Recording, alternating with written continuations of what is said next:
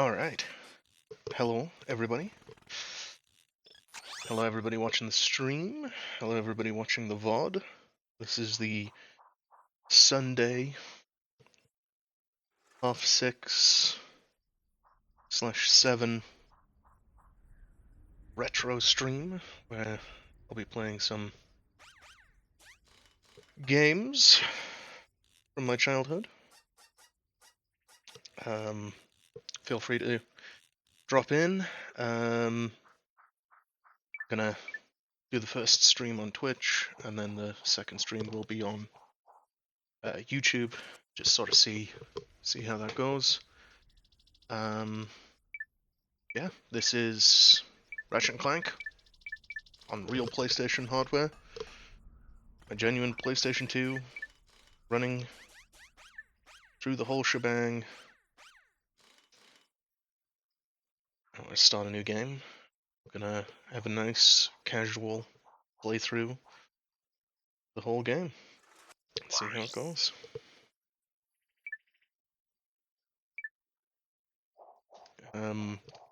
The stream is being recorded as well as streamed, so the higher quality record will be the one that goes up on YouTube. Yeah, God, this is my favorite game. Final step, attach robotic ignition system. Thank you for using help desk technology.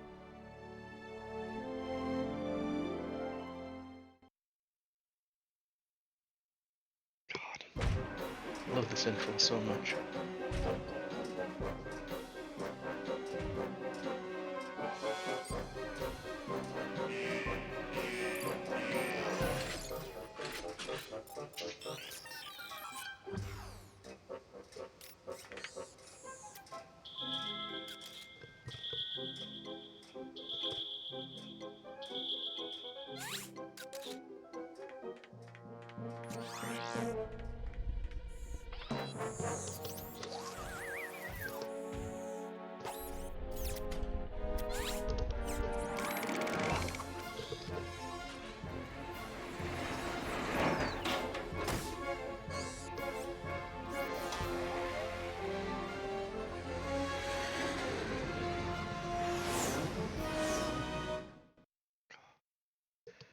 It's just brilliant storytelling.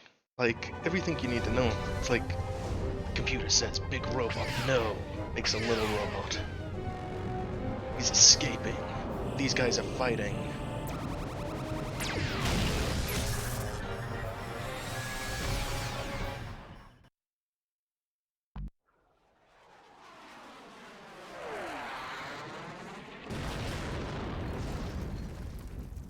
That's our objective. The robot crashed. Go find the robot.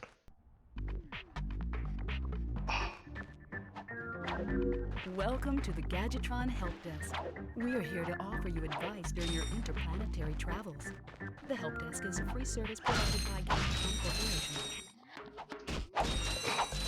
I love all of this game, even the help desk. I leave the help desk on, even though I've played the game. I know all the controls and everything, just because it just feels like just a part of the Ratchet and Clank experience.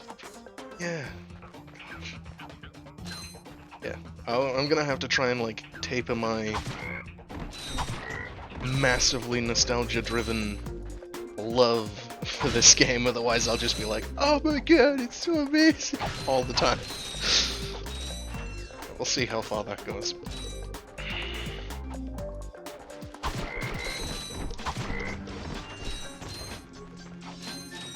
Yeah, god. As far as like tutorial levels go, like I still think this is an absolutely brilliant tutorial level. Expertly designed. I think it still holds up pretty reasonably today. You can interrupt help desk messages by pressing the triangle. To disable help desk messages, please select options from your pause menu. Yeah. Now, I remember reading or seeing a video or something where, like, this here was supposed to be the tutorial for throw the bomb. They put the message a little bit later.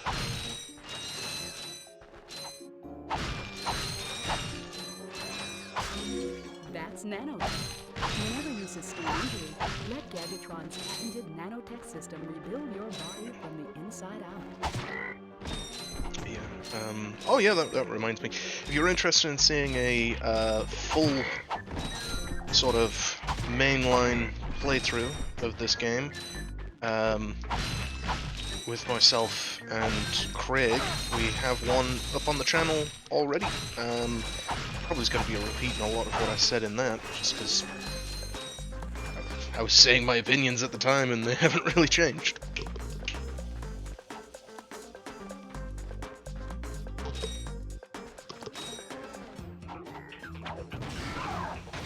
Boom.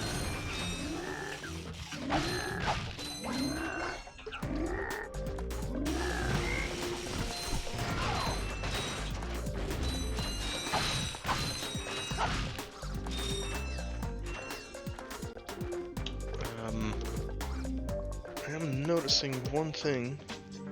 I'm not sure I'm happy about. No, that seems fine. Sorry. I was just looking at the stream window for a second and I was like, it looks so tiny. But makes sense, because I had it minimized. Never mind. To use your bomb glove, press the circle button to equip it, and the circle button again to fire it. You can also use it in first person by holding down the L1 button.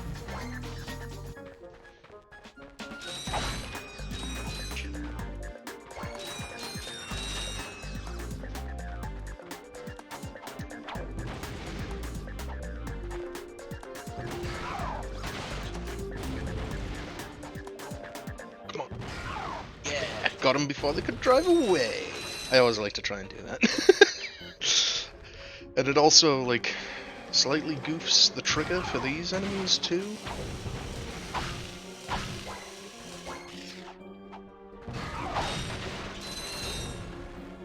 But yeah, gosh, it's the first level. It sets up everything for you. It's, hey, learn how to do your platforming, like, with this character, jumps, whatever.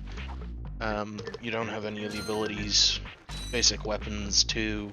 Like, it's great because it doesn't feel like it's holding your hand, but it is holding your hand. And then we get Clank. If you can see any line artifacting on the recording, that is because this game is interlaced. So unfortunately, it just has that artifact of the time. Interesting. Yay!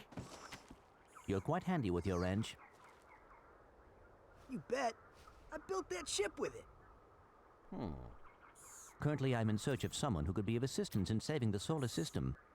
Do you know where I might find that fellow? Well, he's on the radio every week. Other than that, no. Hey, what's with all this save the solar system stuff anyway? Hello, citizens of... My race, the Blog, have a small problem. Our planet has become so polluted, overpopulated, and poisonous that we are no longer able to dwell here. But I, Chairman Drek, have a solution. We are constructing a pristine new world using the choicest planetary components available. So, what does this mean to you, you might ask? Using highly sophisticated technology, which you couldn't possibly understand, we will be extracting a large portion of your planet and adding it to our new one. Unfortunately, this change in mass will cause your planet to spin out of control and drift into the sun, where it will explode into a flaming ball of gas. But, of course, sacrifices must be made. Thank you for your cooperation. And if you don't like it, you can take your whiny, sniveling, snot-nosed populations, form a line behind me, and kiss my... We're still on? Well, turn it off, you idiot! The people on those planets are hosed. Well, good luck getting Captain Quark to help you. Actually, you could help me. If you could use your ship to take me to the coordinates contained in this infobot, I might be able to gather further information there. Even if I wanted to, I can't. I'm missing a crucial component of the ship. The robotic ignition system. How did you know that? I, sir, happen to be equipped with the latest in robotic ignition systems. My programming allows me to start any ship I choose. So, I agree to take you to this wherever it is, and you get my ship started for me? That is what I'm proposing.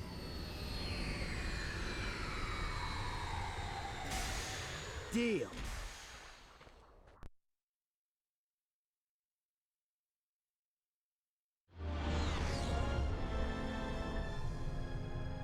This could be a problem. Take care of it. Whoa, this is great! So that's where I've been stuck this whole time. Please return your appendages to the steering mechanism, sir. Huh? Oh, right. Sorry. Oh, and by the way, you could stop calling me sir. The name's Ratchet. Pleased to make your acquaintance, sir. You got a name? My serial number is V54296. Oops. I'll just call you Clank for short. Hang on. So you see, it would be most beneficial if your citizens were not in the city when my workers begin removing it. Preposterous! I will not stand for this. Unfortunately, you have no choice in the matter. Let's just see what Captain Quark has to say about that, my good man. I don't see what's so funny. Captain Quark could dispatch you without even breaking a sweat, you puny. You have now officially worn out your welcome and my patience. This is your last chance. Stop this madness now! Okay, wait. You're right. I will withdraw my troops. Really? No! He's all yours, gentlemen. Try not to leave any marks.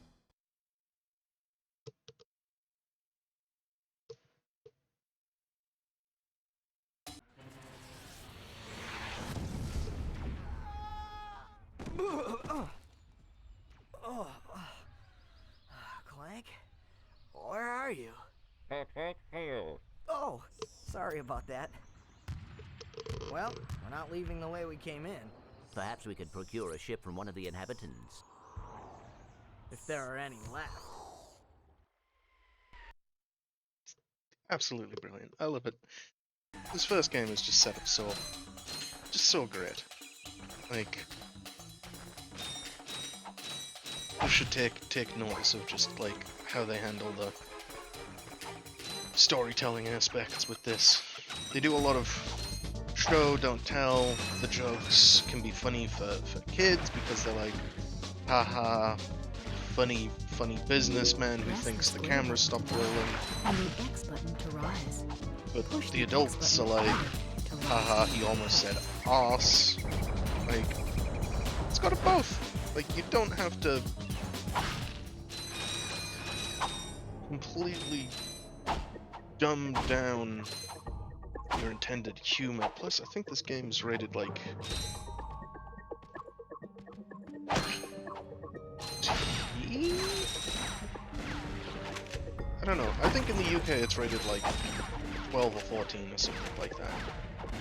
I think like at that point in time, definitely in the UK, as soon as you're like 12, like basically as soon as you get into the big school, like everybody knows ass, wank, fuck, whatever, because if you don't, you're very quickly gonna find out. Because people are just gonna use it against you.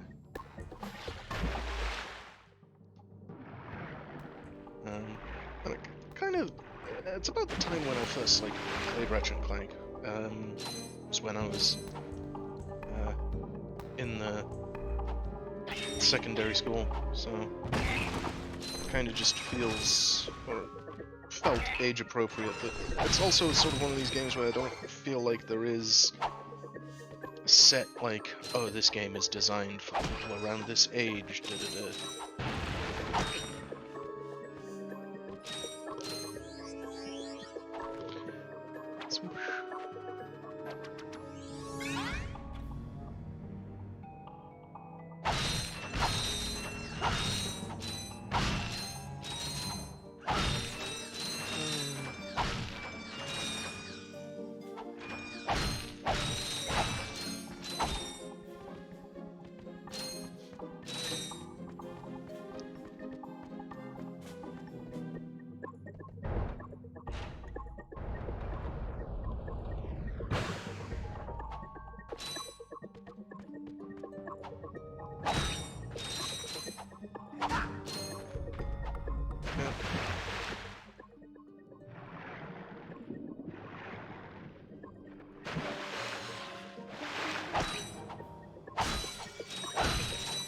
definitely think with the, when was this, 2016 version where they did this with the tie-in movie? At least they did like Novalis, like really, really well.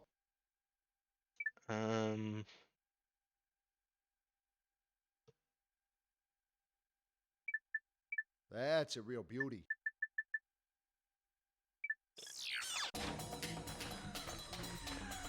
What do I want to do? Go to Iridia. Let's back in. Go to Metropolis first. Oh, I'll have the swing shot, so I don't need to come back and forward. Almost bit me.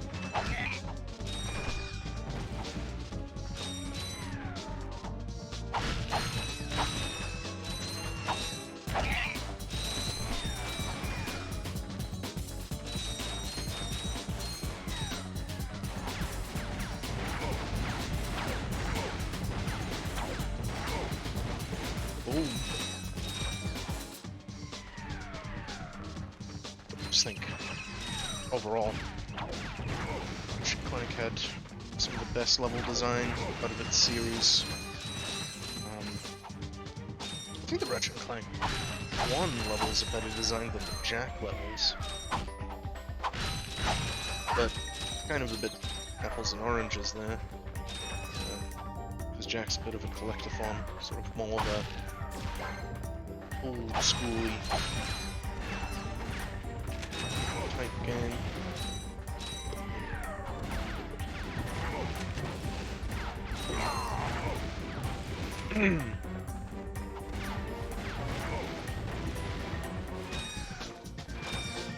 Here's a real question for you. Anybody actually ever use those mouse? But like the mouse helmet? Get those little buddies?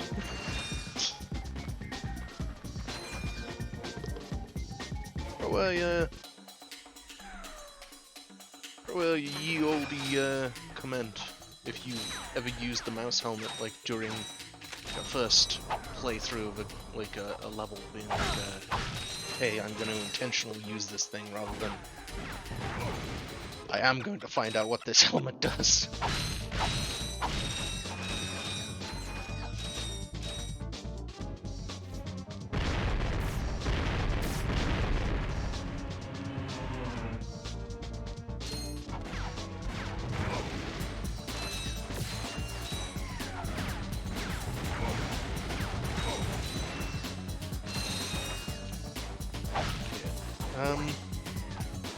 Also, here's an interesting question.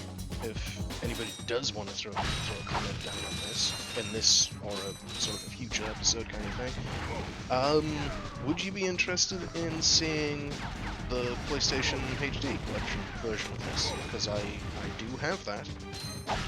Do have a PlayStation 3.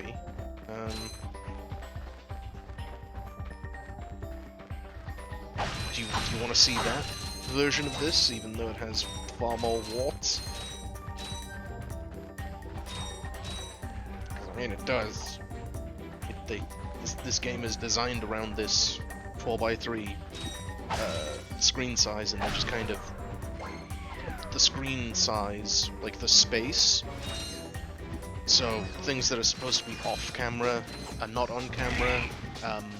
Certain aspects of sort of the layering that this game uses, with like sprite work, which makes things like infamously Quark's eyes sort of clip through to just blank white slates and stuff.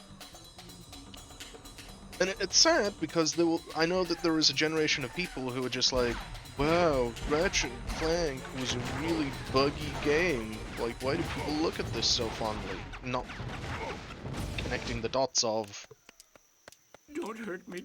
Don't hurt me. HD remaster is What worse than are the you? original. Mercenaries? Torturers? Assassins? I'll tell you anything.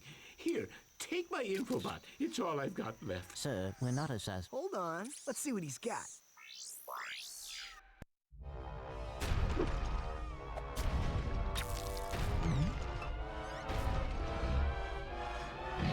Has this ever happened to you? Hi, I'm Captain Quark, and believe me, there's nothing worse than staring down a Blargian snagglebeast from the inside and knowing your equipment isn't functioning properly. That's why I come to Al's Robo Shack for all my electronic needs. Al has been the exclusive repair shop for my super electro gadgets since I was knee-high to a sand mouse. If Al can't fix it, it's not broke. Right, Al? You said it, pal. So if you're fighting crime, or just fighting grime, come to Al's Robo Shack in Metropolis for all your robotic repairs. Al's Robo Shack, it's Quarktastic! Do you know what this means? Yeah, Captain Quark is really sold out. No, it means Captain Quark is on Metropolis. We could tell him about this invasion. If we had a ship. What? A ship? What? You're not going to torture me? Well, as planetary chairman, I could arrange for you to borrow our courier ship. Cool. You can count on us, sir. Right. Thank you, your chairman shipliness. Gadgetron infobots give you coordinates for new planets. You should press the select button to bring up the map and go to your ship. It's marked with a star.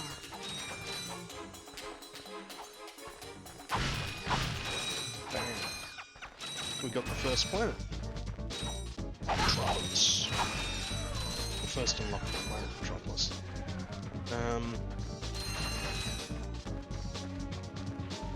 I think it's pretty cool. Like the game doesn't stop you from just leaving now if you want. You're just being like, oh, I have to come back to do Iridia. I keep on trying to do a helipad jump. I don't have the helipad habits. But I mean, obviously we're gonna go through Iridia.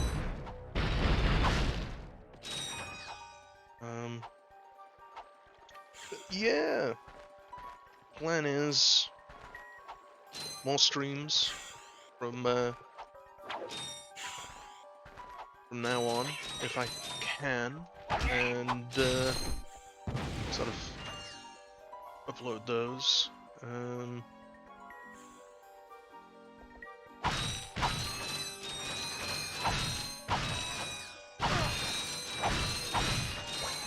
Have sort of a few, maybe a few different stream days. Like have Sunday, as I've said, as being like a bit of a retro stream. I'm thinking maybe it's like a Wednesday, a sort of a D&D prep stream, as I do have a D&D group. It might be cool to do like a collective, everybody in the chat, you know, contributing kind of thing, helping out. Could be something to sort of have a drop in on. Add your little 10 pence. Obviously, I will share the current campaign story. You know, everybody loves a little bit of D&D stories. At least I certainly do. Because sometimes they're just so unpredictable. Just like, what?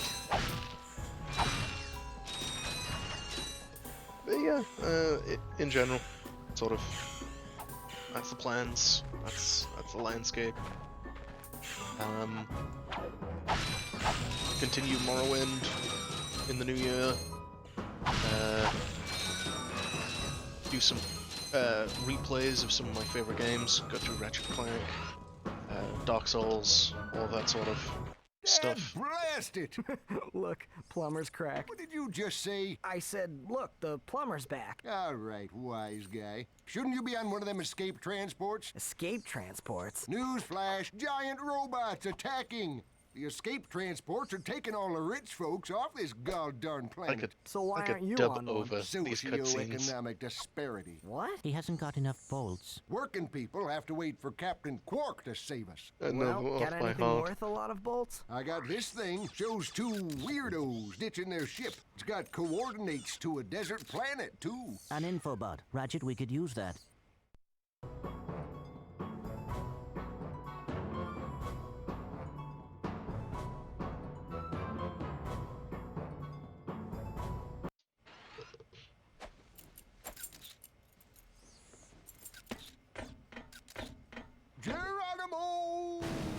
you just slide down a sewer pipe? Mayday, mayday! This is the solar ship Radical. We seem to be under attack from the planet's surface. Relax, kid. It looks like some sort of fireworks display. Probably in your honor. Whoa! That was close! Ah! Pipe down, I can't concentrate. Oh, we've been hit!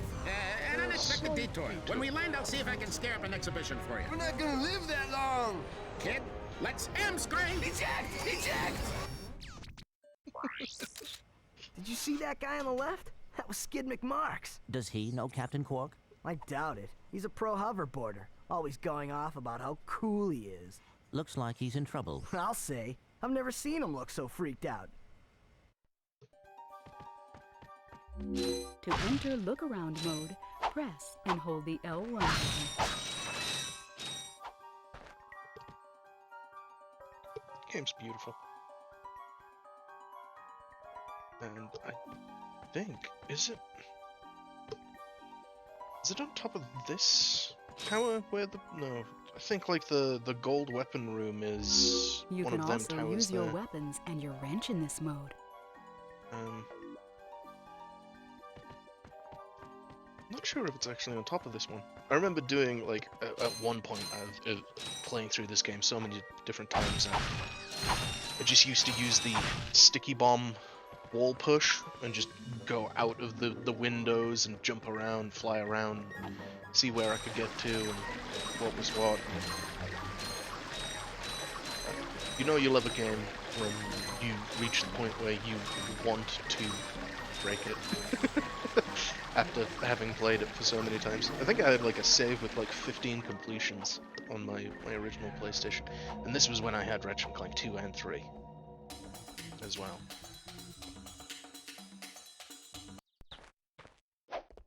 That is Novalis. Kawan.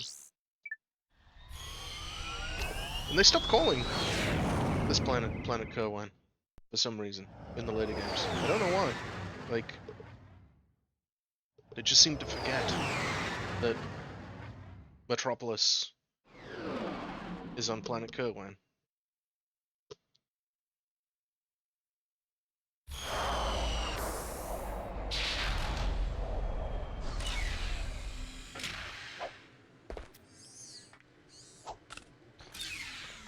If you think about it, Ratchet Clank is a bit...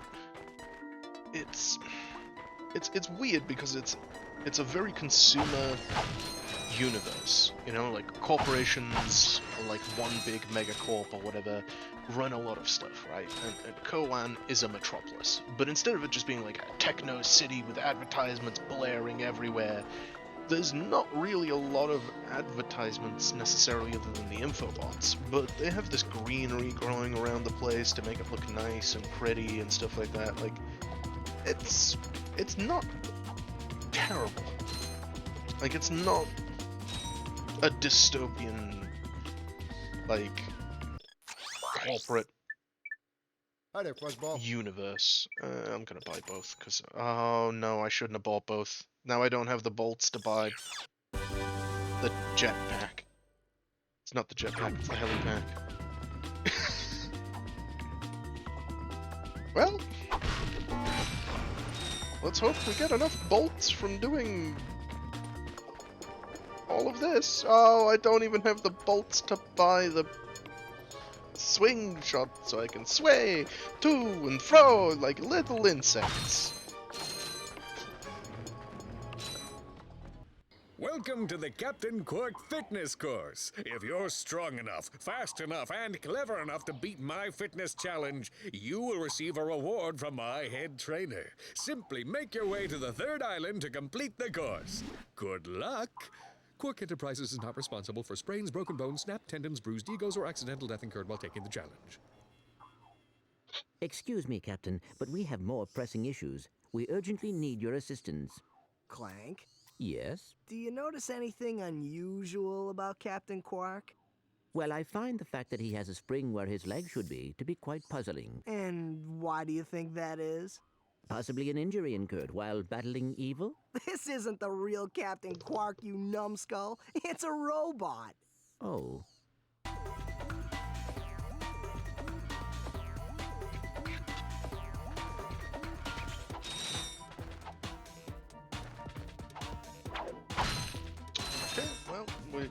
might have to farm some bolts. Oopsies!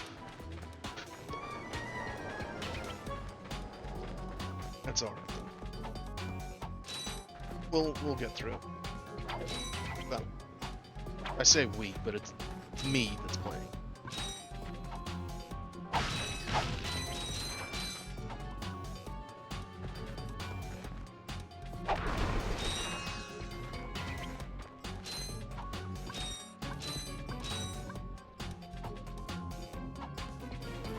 I would love if they just were just like, hey, you remember that HD collection of Ratchet Clank?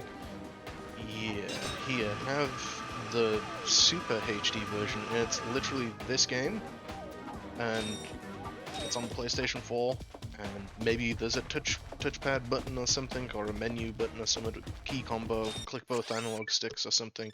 Oh, I clicked both analog sticks.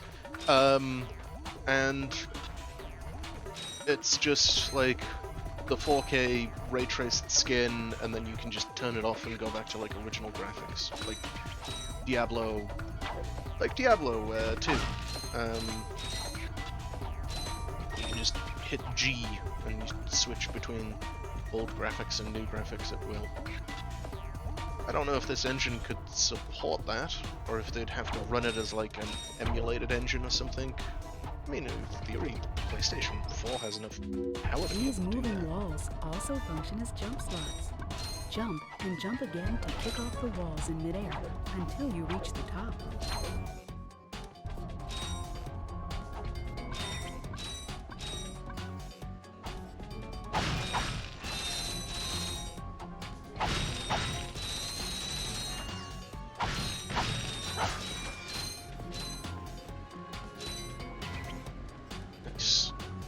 Still don't actually have enough to buy either of the upgrades. I think we need 1,000 bolts for each.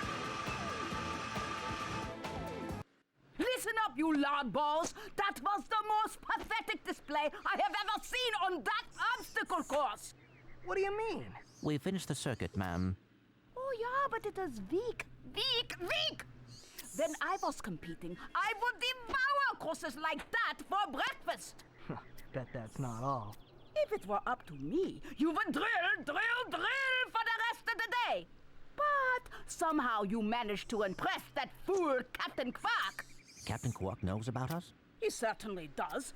And worst of all, he wants me to give you a prize for that ridiculous performance. Cool, what is it? I'm supposed to give you a swing shot, so you can sway to and fro like little insects. All right, let's see it. Not so fast.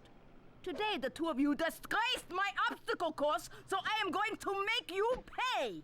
But that prize is ours from the captain. That's not fair. Too bad. Life's not fair. Oh, 1,000 bolts. I only have 400.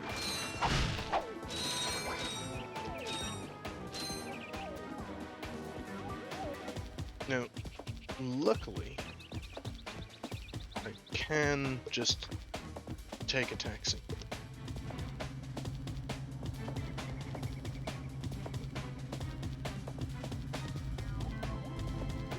And I believe if... yeah, this taxi's up here. And then if I need the other taxi to Al's, I can take that. Oh no, that quick select wheel is not correct at all. Flamethrower, then blaster.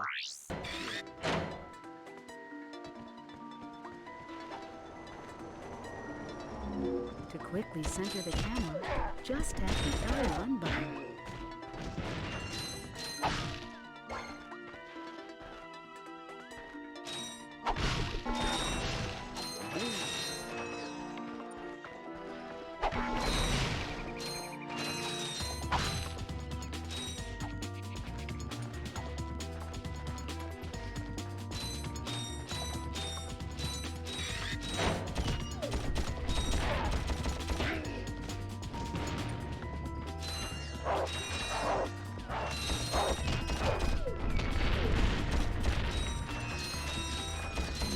You can accurately aim the blaster if you hold down the L1 button.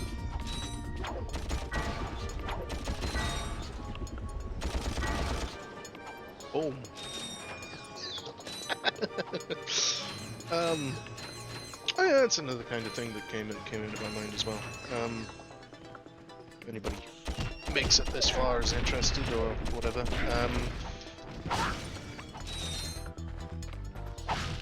Do you prefer to run the PAL versions of the game or the NTSC versions of the game? Because there is a difference. In certain games, sometimes the NTSC or the PAL version or something may have some form of censorship in it to conform with, you know, local standards and things like that. Sometimes, with certain games, it's not always the case with every game, but it's more common with PlayStation 1 games than PlayStation 2 games, is that whichever game was released later on, like, say the American version came out, then the European version came out. The European version may be a higher version number. It doesn't always happen. It's not always the case, but sometimes it does. But one of the sort of the specific PlayStation 2 things with it is the PAL version will be a higher resolution than the NTSC version. But the trade-off is that the PAL version is in 50 Hz, so 50 frames a second on like 25. And the American one is in 60, so it can be 60 or 30 frames. Remember, he knows Captain Quark. Hey, you're that robot guy, right? Still No, a question. actually, Which one, I build which one robots. would you prefer? I myself am not a robot guy, per se. Nerd. I like him. So, now that we've cleared that up, what can I do for you? Well, we saw your Infobot announcement. You were with Captain Quark. We're trying to find Captain Quark. We thought you could help us. Your logic is commendable. However, I haven't seen Captain Quark since we shot that commercial. Say, do you run on standard XP18 sister boards? Version 7.66. Back at ya. I may be able to help you out after all. How does a helipack upgrade sound? Upgrade? Natch. Since he's a 766, I could have the little guy up and flying in no time. Of course, I'll just need my fee for service.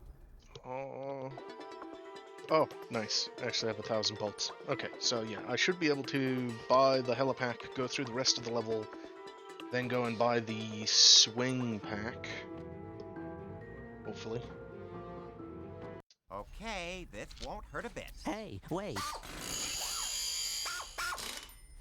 Ratchet, am I cool now?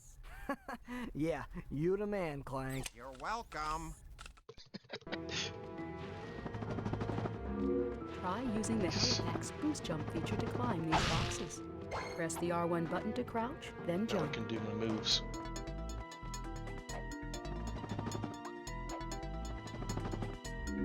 You'll need your new Helipack stretch jump feature to cross this gap. While you're running, crouch using the R1 button and then jump. That reminds me. In Ratchet Clank, in this Ratchet Clank at the very least, on the main menu, you have the option to go into the 50 Hz mode or the 60 Hz mode. And if you're in the 60 Hz mode, it drops the Try resolution using the glide feature to of your the new Helipack. Jump, and then press and American hold the X resolution. button in mid-air to fly.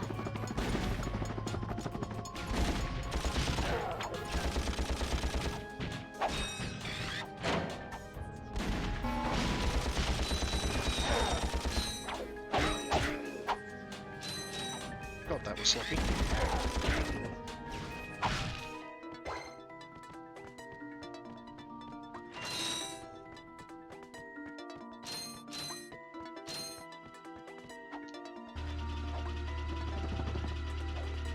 I used to do this when I was a kid. I do the helipack jump on here and go again.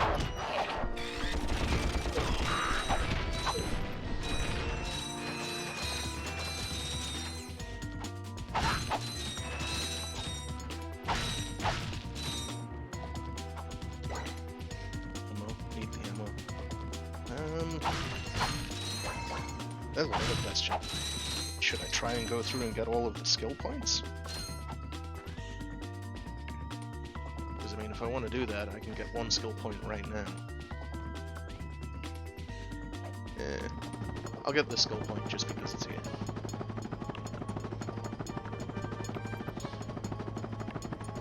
There's actually something I kind of didn't like on the PlayStation 3 HD thing is that they made the skill points an achievement.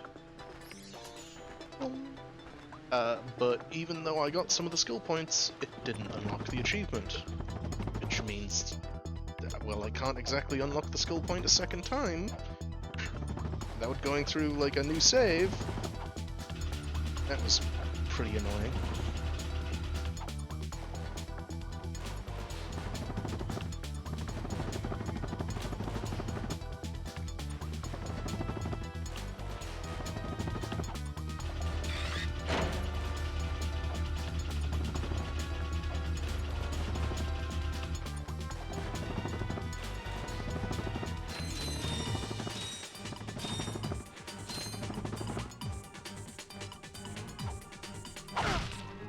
There's also the thing, do I want to get the gold bolts and turn this into a 100%? I don't know, I kind of feel like I've already messed up 100%ing all of the planets.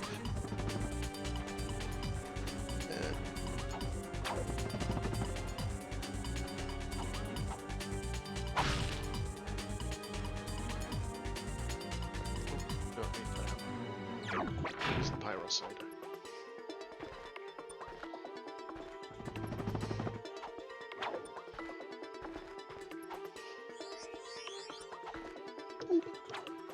Gold bolt.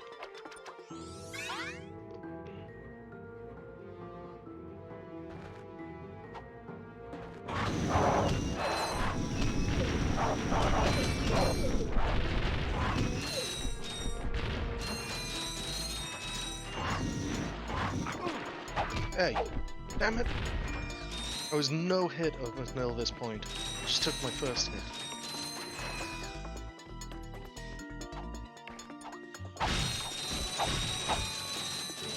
Actually, that would be a cool and interesting thing. Doing like a Ratchet Clank challenges.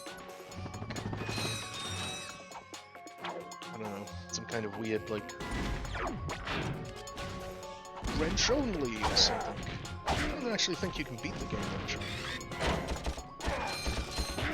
There's a level later where you need the visible bomb. Or at the very least the Devastator.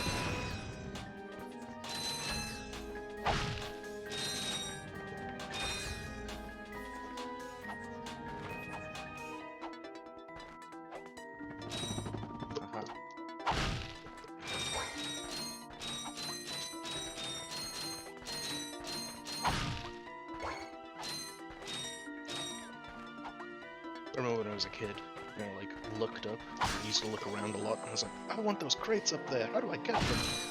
And I realized you have to resist the impulse to destroy all of the crates in order to get up there.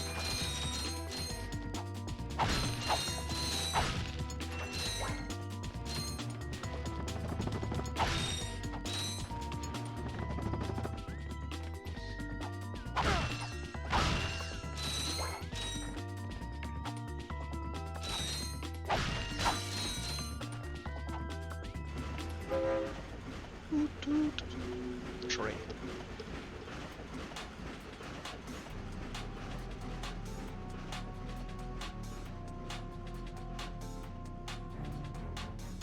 That's kind of the thing that I love about like all the OG Ratchet Clank levels is they have these set pieces. Like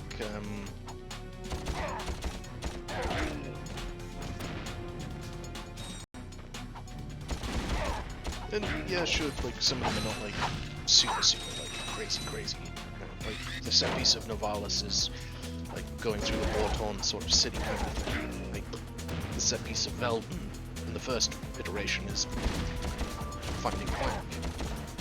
But like just the ambition of a moving train in the level where you can jump off this train and glide down and that's still the level.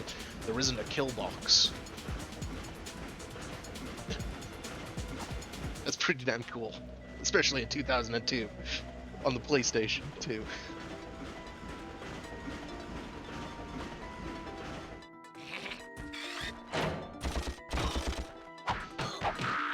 No. We do not not deploy the mines.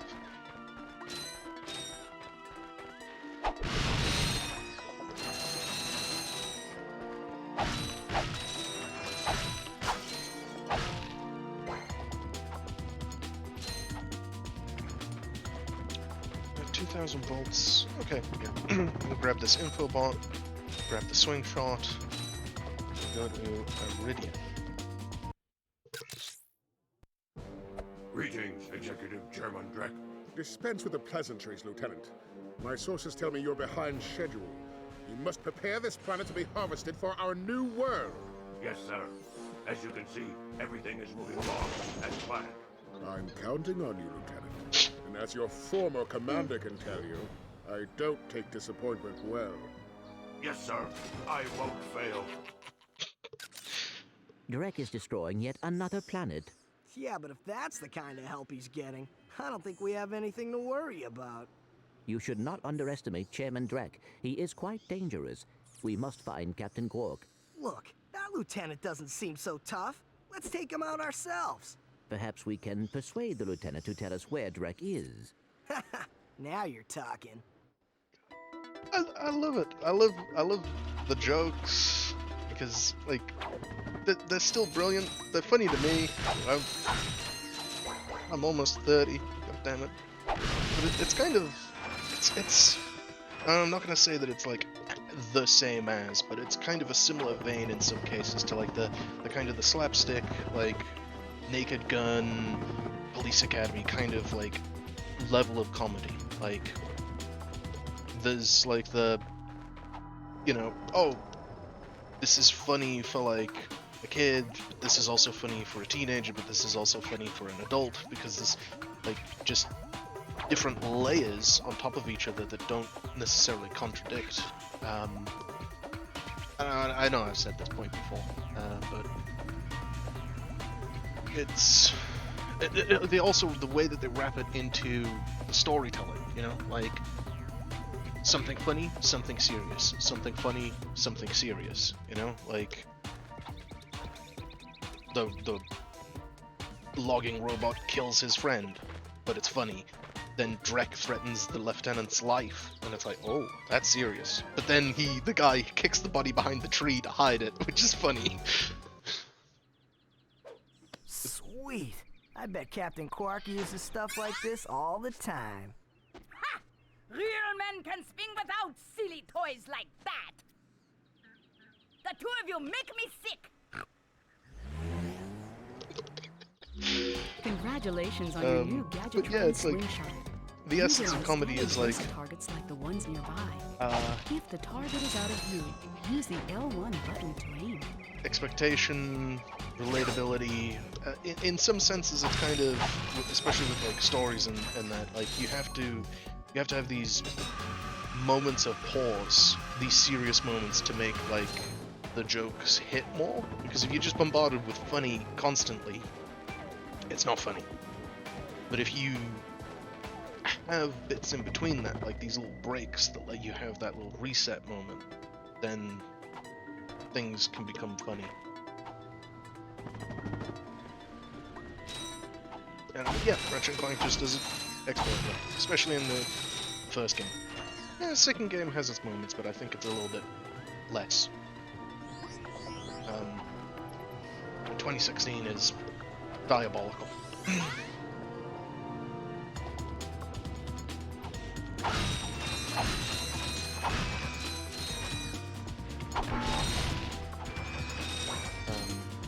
I mean, I will play through 2016.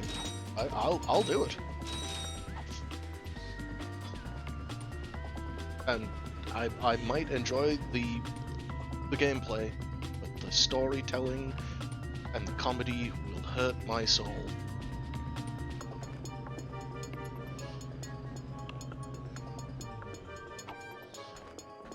It really will.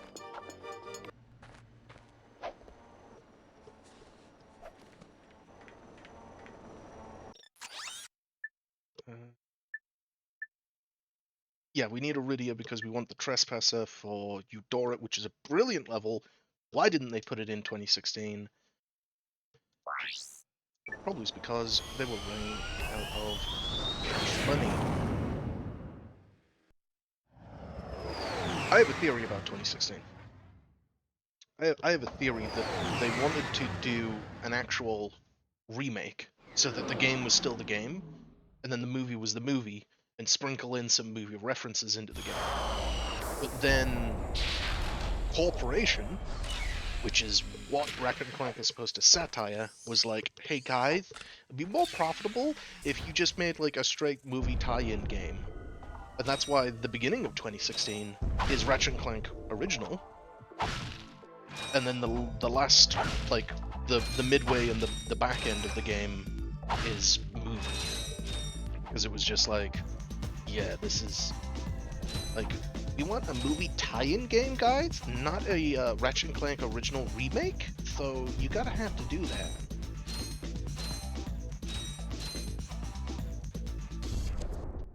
This cutscene. It's him. Compare this cutscene to the 2016 one. In the flesh, Tells you little dude. everything you need to know. You guys get a load of that epic space battle I was in? We saw you, screaming for help. That was like a war cry.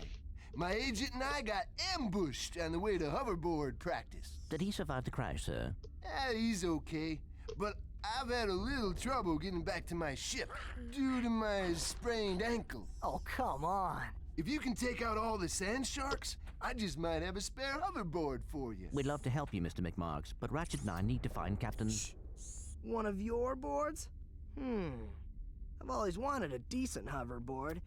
Well, alright. You just keep that foot elevated. I love these cutscenes because they tell you so much about the characters. Like, and it goes into like the character progression as well, like who they are as a character and how that changes throughout the game. You know, but like at the moment it's, you know, Clank is the very serious, you know, he's very like, I am on the mission, we must go and do the mission. And Ratchet's kind of like, well, maybe we can do a deal with this guy and get something cool that we like as we're going. But they never once were just like, hello, my name is Ratchet. I am a scoundrel who likes to make deals and blow stuff up. And Ratchet and Clank right now, they're not really, they're like becoming friends through the course of the game, but like, Ratchet met him like moments ago. If you were like, hey Ratchet, is Clank your friend? He'd be like, I don't know. Because they don't know each other yet.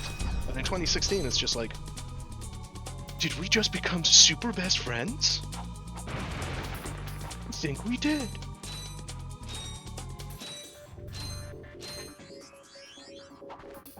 I need to stop talking about 2016, otherwise it's just going to be like me ranting the hatred on it.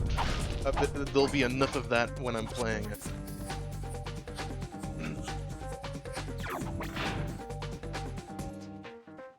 So, yeah, level design, brilliant. And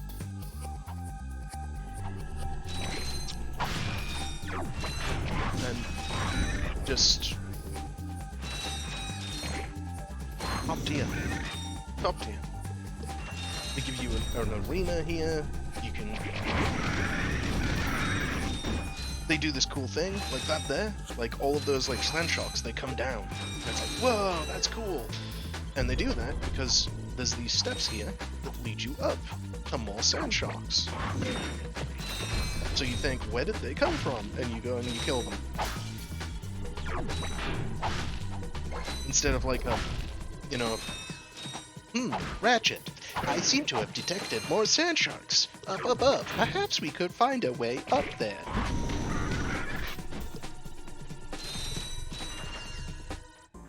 I swear down, I'm trying to stop commenting on 2016.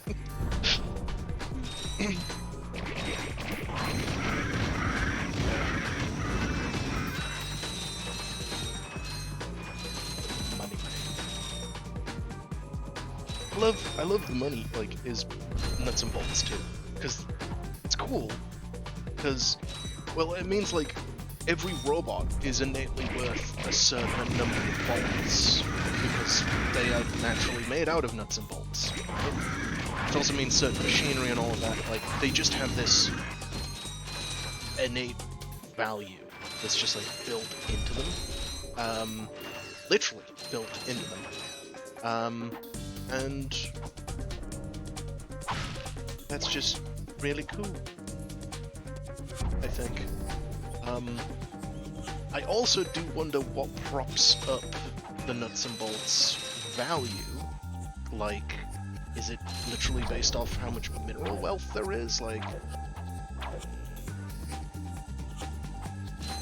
the price of iron to make the nuts and bolts, titanium or whatever? No, they're not titanium because those are a special bolt in later games.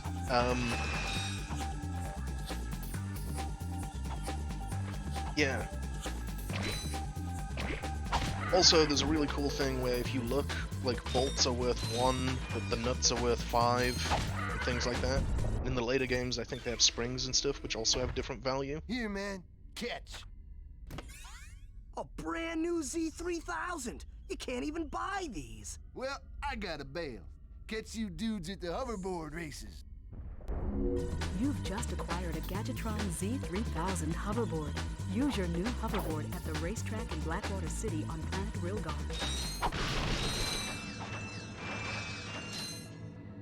God. I think the fact of that I think about, hey, how does the Ratchet Clank economy work, tells me that I've played it too much. And that I'm old. I'm sitting here and I'm like, how does economy work in this galaxy? God, you definitely don't think about that when you're like 15 or 13, whatever, playing this game. That must also be like really scary. Like, to be a robot, which most of the population is robots, because it means if times are tight, people could break you down for parts. Ooh. That's not a good thought.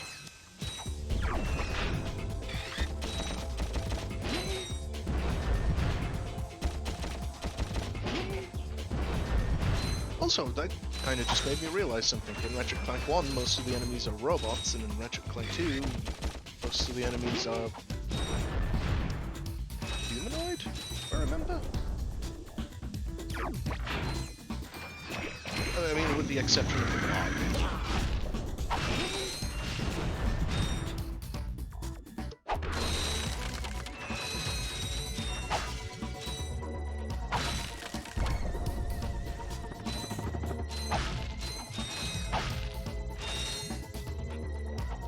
I have this impulse. I have to gather all of the money in the boxes. I just have to. Let me think here. Yes, I want to do the swing shot course first. God, me and my buddies, when we like used to come over and used to be like, "All right, dudes, let's play some Ratchet Clank." We used to try and do like do this course without touching the floor.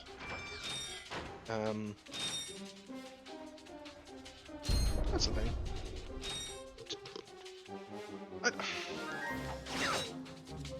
I don't really think that's something that really happens like too much like this day and age. But like back in my day,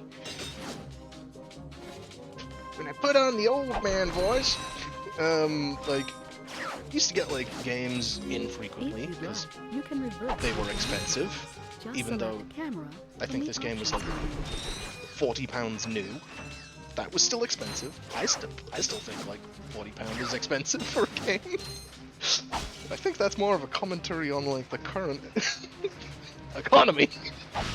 But like, you used to get like your game, and you used to have your game, and you used to sit and you used to play the game and that. But then like, when you'd played the game a whole bunch, you used to make up your own challenges. Like, hey, could I like beat this level with the wrench only, or only use this certain weapon, or do this jump challenge here without like touching the floor, or like, I remember games like Halo and that. Like, I used to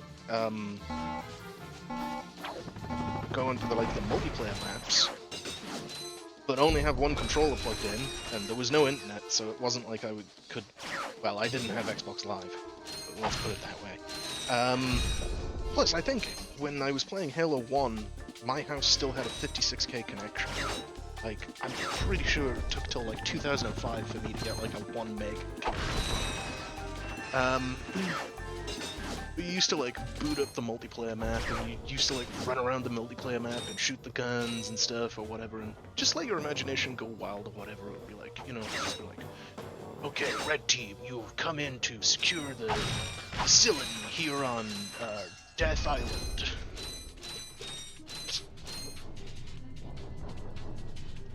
No? Was I the only person who used to use my imagination? Do that sort of thing? Also, the weird existential dread would kick in after a while if you did do that, and you would be hyper concerned that there was actually somebody else on the multiplayer map. Even though that's impossible, you used to convince yourself that there was a potential that there was some kind of AI or enemy that was actually there, and it used to fill you with existential dread because you're just like, no! Again, only me? Probably only me.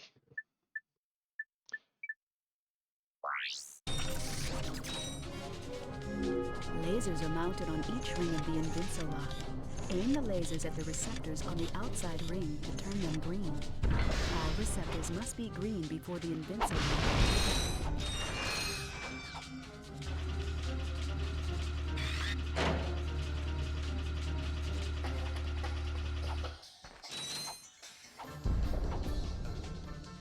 Reminiscent. But yeah, I kind of felt like with games, like you had to make your own fun playing.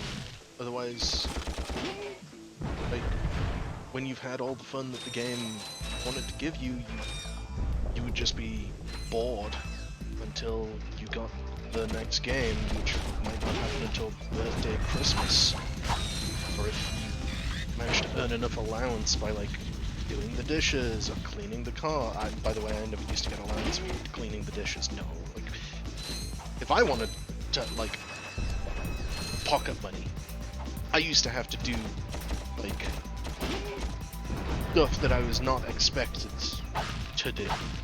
Dishes? No, you don't get paid for doing the dishes. Like going to the garden like when it's like spring and it's like, oh, we need to plant all of the bulbs and flowers in the border and and all of that. Like, okay, yeah, you get like a bit of pocket money for that, or like mow the lawn, or you know, those sorts of jobs. But it used to be like £1, £2, something like that, right? So you'd have like you'd do like quite a fair bit of work for not a lot of money, but you would appreciate the money that you did get. But like if you think about that, like to get like a pre-owned game at like GameSpot, it wasn't called GameSpot, it was called like GameStop. Yeah, there was like GameSpot Stop, which I think ended up being owned by Game. And then Granger Games, you know, rest in peace, Granger Games.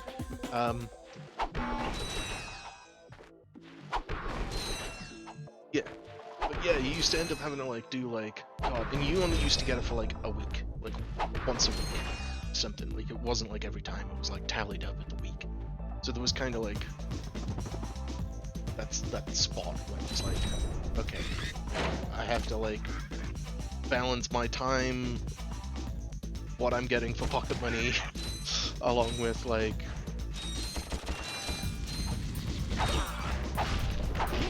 what I'm doing and stuff like that. And you'd spend like a couple months, and then you'd be able to go down to Durham, and if you were like, sometimes your parents would be like, well, if we're gonna go down Durham, you're gonna have to pay me the bus fare, you know, because I have no plan of going. Like, to the city. Sorry, I should say the city. I'm just doxing myself, just being like, Durham, oh. Northeast of England.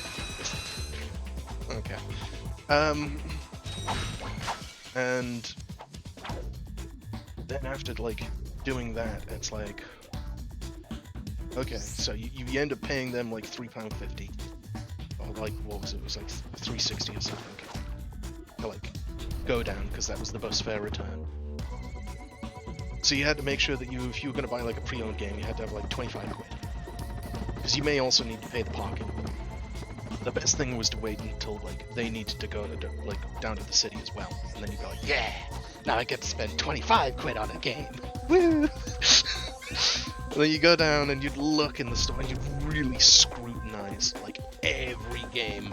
It was like, is this gonna be a good game or not a good game? So like, you'd be like at school on a Friday, right? And you'd be like, I'm gonna buy a game at the weekend. So you'd be like asking your friends, and you'd be like, hey dude, like, what do you think of like Jack and Daxter, you know? And it's like, oh, Jack and Daxter's lame, you know? And then you'd end up like asking like 10 or 12 different people, and you'd have to like figure out which game was good, which game was bad. You go in the store. No signal whatsoever. This downtime is killing me. Do you need medical attention, sir? Don't be so literal, son. The problem is I'm stranded on this backwater planet and my star client is nowhere to be found. Hey, we saw you on that info bot. You're Skid's agent. Was Skid's agent. Haven't seen him since our ship crashed. And an agent without a client is like a flea without a dog. Say, you look like an athletic kid. If you can bring back the championship prize from the hoverboard races in Blackwater City, I'll make you my next star. We have no time for trivial matters, sir. I could be the next Skid McMarks. Brilliant. Absolutely. But yeah, that was the trick. Making sure that your parents wanted or needed to go to the city when you had your pocket money to go and buy some new PlayStation games. Or lending the PlayStation game off your friend who had it, you know? And then sometimes they'd forget that they lent it to you. Because and then it was just like yours until they remembered. So you were like really careful when you went back to school. You'd just be like, don't mention it. Don't mention that I have his Jack too. I remember doing that one time, and it was like, God, like 3 years went by. The guy came over to my house, and he was just like, he looked, and he was like, oh yeah, Judge Dredd vs. Death. I had that game. Wait a minute, I loaned it to you. I was like, oh yeah, Yes, do quite you want it lovely. back? That should just about do it. Commander, we are finished with this world. Commence towing our planet to its next destination. Lieutenant! Yes, sir. You have fulfilled your tree quota. Barely. We are ready to return to base. Not so fast, Lieutenant. Just because we don't need any more trees doesn't mean they should have them. Destroy everything. I love that. Drac is just Sunday cartoon villain, evil there. Love it. But yeah, my Judge Dredd vs. Death. Did you want it back? Like, yeah. I'm like, dude, you don't even own an original Xbox anymore. It's like, I have a 360, I can play it. I'm like, all right, yeah, it's your game. Like, I was just loaning it. Like, there you go. And then I swear down, it was like 2 weeks went by, and he was just like, here's the game back. And I was like, don't you want it? He's like, no, the game's trash. I'm like, alright. Hey, I'll take it.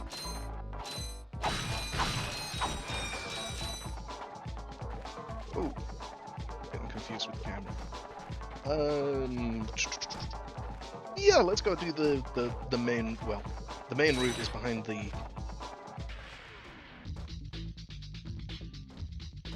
That used to freak me out. How these guys would just stop, look at you. Just like the slowness and the chunkiness of it. You know if you're gonna get hit, it's gonna be a big hit. Yeah, we'll do the side route, which will get us the sucker cannon, and then we'll do the main route.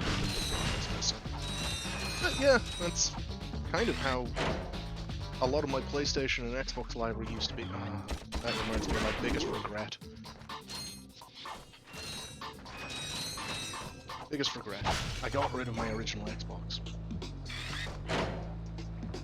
And it was like a OG Xbox, like old school, early model, came with the Duke controller. That thing was huge. Like, I think it was one that came with Jet Set Radio Future. If anybody remembers Jet Set Radio Future, awesome game. I recommend that game. It's quite awesome. But yeah, I had loads of games for that. Like, remember my cousin, like the 360 was out. Like, yeah, I was a bit behind with consoles and stuff like that. But I got the OG Xbox, the 360 was out. My cousin was just like, I don't want any of this, and he was just like, do you want it? Like, low price, like 100 quid, get all of these games. And I kid you not, it was just like a black bin bag full of games, right?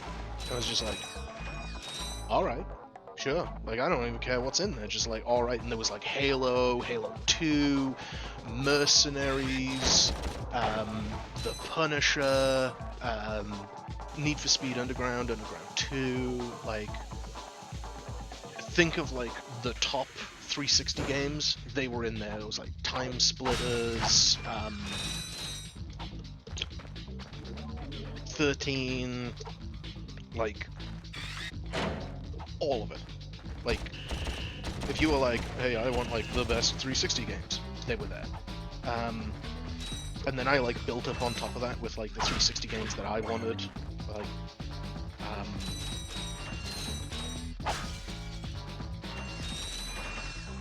I'm trying to remember some of the 360 games that I used to like play. It was like, it's been so goddamn long. Fable.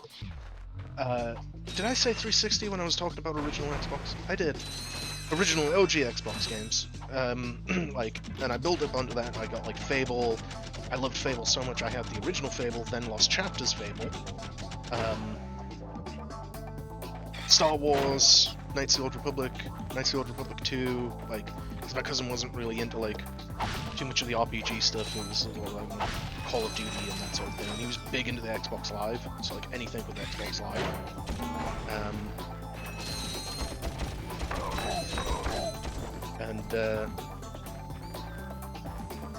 Yeah, I was at school. I had a 360. Trying to date it. Let me think. Call of Duty 3 was the big game. So that's sort of the dating of it. And this guy I knew at school, James, not going to tell you his last name because what, you know, but yeah, James, he was worse off than myself.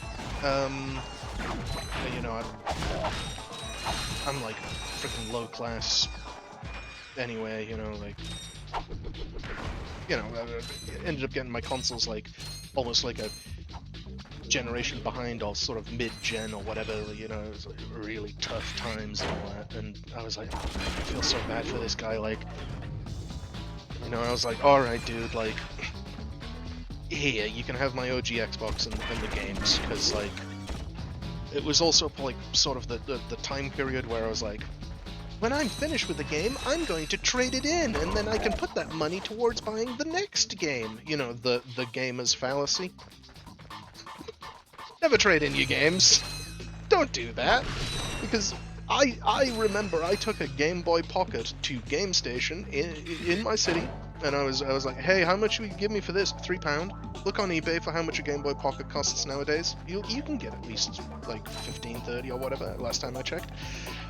I had a Game Boy, a Nintendo 64. I bought a Nintendo 64 pre-owned in-game in my city. And game is like, I don't know if the people watching are British or American, but for reference, it's sort of like game. Is it called GameStop? EB Games? God, I don't know. Anyway, it's like your second-hand game sort of marketplace, and like I bought it 16 quid from that shop. You go to CEX now, and it's like 60 quid for that system. Like, this was the point in time where pre-owned retro console stuff was just like, it's old, so the price is trash. And then everybody realized, wait, these game systems are still baller. And the prices went up. And it's like, oh, oops. So yeah, I did a big oops. Used to trade in my 360 games and stuff like that, and then about midway through the life cycle, I realized, I was like, wait a minute, I am a dummy. And I realized I was a dummy because I went along one of my buddy's houses, and he was like, yo dude, let's play some Perfect Dark Zero. And I was like, oh man, I used to love playing some Perfect Dark Zero. Even though that game is universally canned on the 360, I still think it's a decent game. It's a game of the 360. I will say it like it is. It tries a little bit to be its retro self, like it still tries to be Perfect Dark, but it's kind of failing. OG Perfect Dark on the 64 is way better anyway, but it's decent. And I was like, man, I want to replay this game. But I couldn't find it in the store. And like back then you couldn't just be like, hey, I'll buy a pre-owned game off the website, because they didn't used to do that. It used to be just your local store had whatever pre-owned stock that it had in, and that was that. So it took me years to be able to like get that back again. And that's kind of actually been the story of my frickin' since I was 18, all I have done is spend my money getting back the stuff that I used to have. And it's so unbelievably dumb, and it's like why I will not get rid of like gaming, like official gaming paraphernalia like now, like, because I had a Game Boy, sold the Game Boy for like pennies. Come back later, it's like, oh, I love Game Boy, because like I never got rid of my Pokemon cartridge because I was smart enough not to do that. But the reason I didn't get rid of it is because I had an SP that played the Pokemon game cartridge. But then I'm like, I kind of want to play it on an actual Game Boy. So then I had to spend money to get the Game Boy, you know, and then that was a whole rigmarole. I didn't want to buy, like, the Chinese Game Boy, the new production one or whatever. I can't remember what it's called. It's called, like, the game... I don't know, knowing China, it's like, the game, man! Comes with Mario, already installed on it.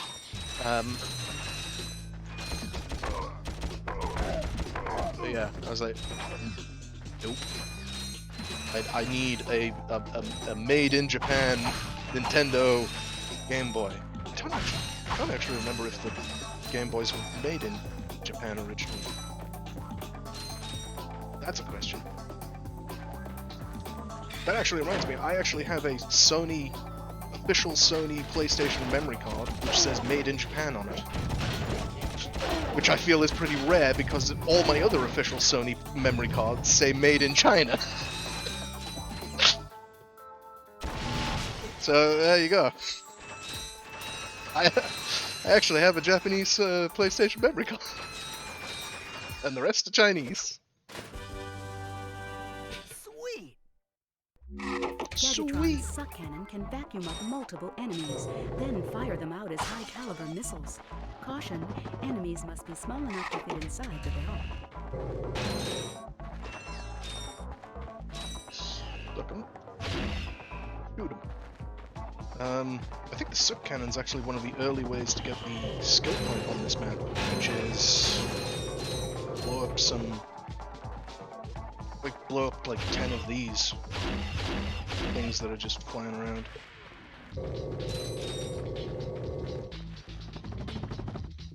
But, yeah, I hope my nostalgia, memory-driven rants are at least keeping you somewhat entertained. Wait, no, get out of the ship. I haven't done the thing. I almost left without being able to go to like a blog station. I hate blog station.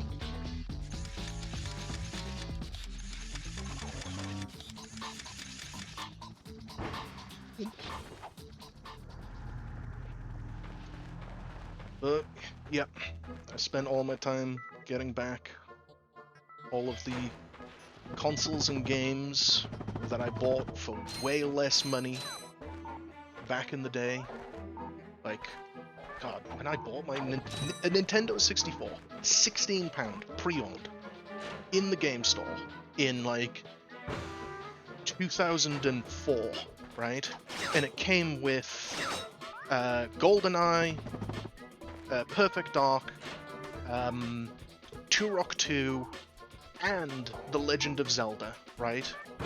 I think the console itself was like £10, and then it was like the games that like added up onto that. And because it was like the manager who was giving it to me, they were just like, "Oh, do you want like a manager's deal on it or something?" Because I was like, dude, I only have like this much money. And he was like, "Oh, yeah, okay, sure, whatever. You know, like here you go. Like, better to be like out of our stock room and like somebody has it than not." And the Nintendo 64 had an expansion pack in it. Just to buy an expansion pack.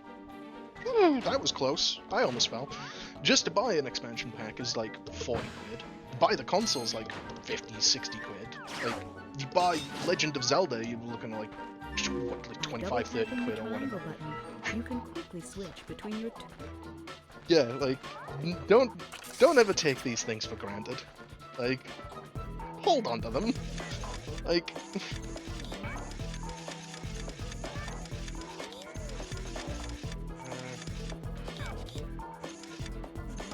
Okay, that needs to be there, so then this...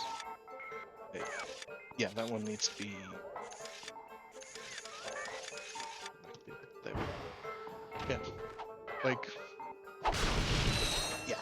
Don't be those people who trade in the games to buy the next game. Because in the future, you'll just be like, I want to buy that game again, and then you've bought it twice.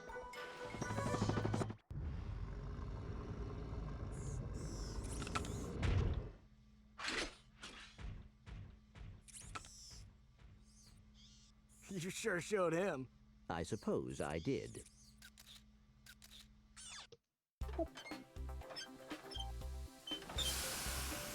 Is your current occupation leaving a rotten taste in your mouth?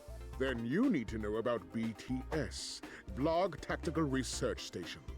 Hi, I'm Supreme Executive Chairman Drek, and we here at BTS are seeking motivated individuals to fill positions in these exciting careers.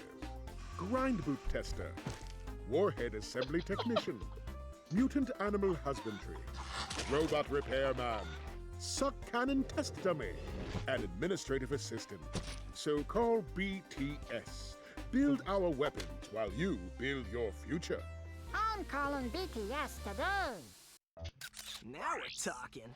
Did you see all the cool gadgets they're making? Let's go get some. No, we must continue our search for Captain Quark. You're absolutely right. I am? Sure. We need to find Quark. Although when we find him, wouldn't it be nice to be able to tell him where Chairman Drek is? I suppose. Well, we go to the space station and talk to the scientists. They work for Drek, so they're bound to know where he is. I am unsure about your logic. Ah, you think too much. Come on, let's go. Yeah, the cutscenes. I love them. I'm trying to shut up whenever the cutscenes come on, so like, you can enjoy the cutscenes, but yeah. No, they're great. But yeah, God, and then the worst thing about buying pre-owned, like, God, that was another thing. Like, back when I used to like trade games in and stuff like that, like, it used to be like, oh, this game was like, I don't know, say it was like a 40 quid game. New. You buy it like pre-owned 25. You trade it in, you got like between like 15 and 20 quid. So the shop was only ever making like 5 quid on top of that. And like that's the thing, whenever you buy a pre-owned game, the company doesn't earn anything. It's the game store that earns all of the pre-owned money. Like, the game store will buy so many new units, that's how much money goes to the publisher, you know, that goes to the developer, blah blah blah. Nowadays, it's like, you know, buy this pre-owned game. And it's like, okay, how much is the pre-owned game? Well, this pre-owned game that retails for £60 is £50. And it's like, wow, I'm saving £10. But if you go and trade that in, they're like, yeah, mate, we'll give you 15 quid for that. Like, okay, markup much.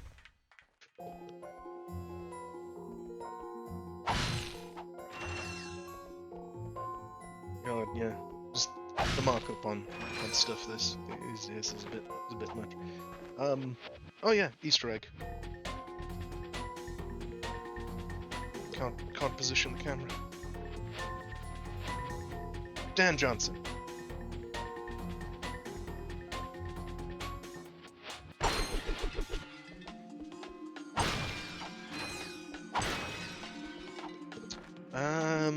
Let's see. The Clank stage is annoying, so we'll get that out of the way first.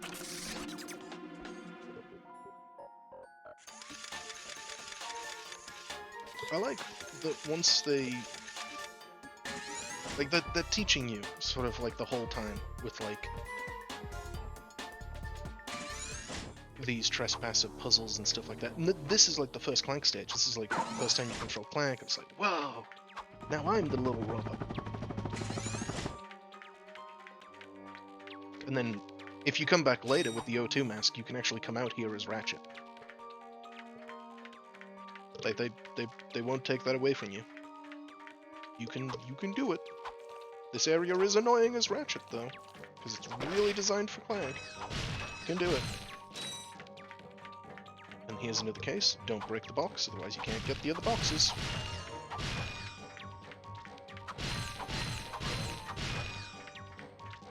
Yeah. Once again, must apologize for my memory and nostalgia-driven rants and generally Jump, then old press man and hold talk the of X button again back in my while day in the air. things were a better value or quality.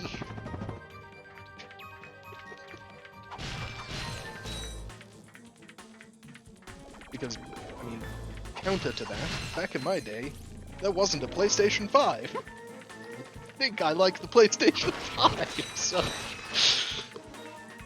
yeah, I know. Swings and roundabouts.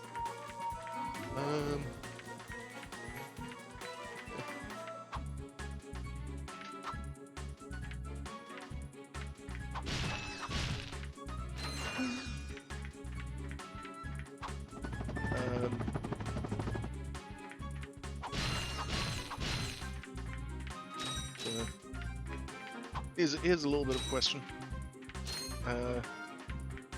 For anybody watching who wants to put in their 10 pence or whatever, do you prefer the streams on Twitch or YouTube?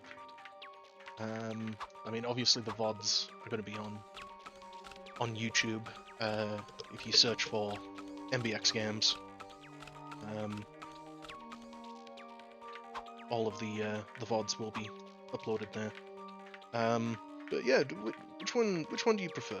Do you go on YouTube going, I think I would like to watch some live gameplay, or you just like, I go to YouTube to watch preset videos. You have just activated a Gadgetbot. To command a Gadgetbot, hold down the triangle button and select Wait, Follow, Attack, or Enter.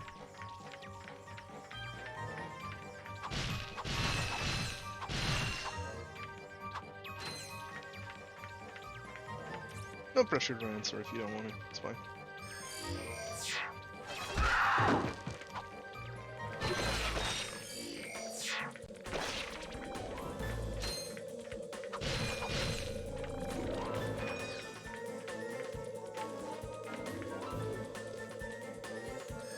And of course, apologies for the old the advertisements, but have to. Nobody else will.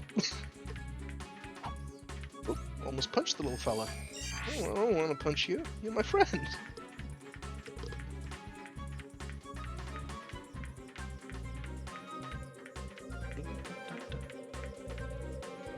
music is so good too.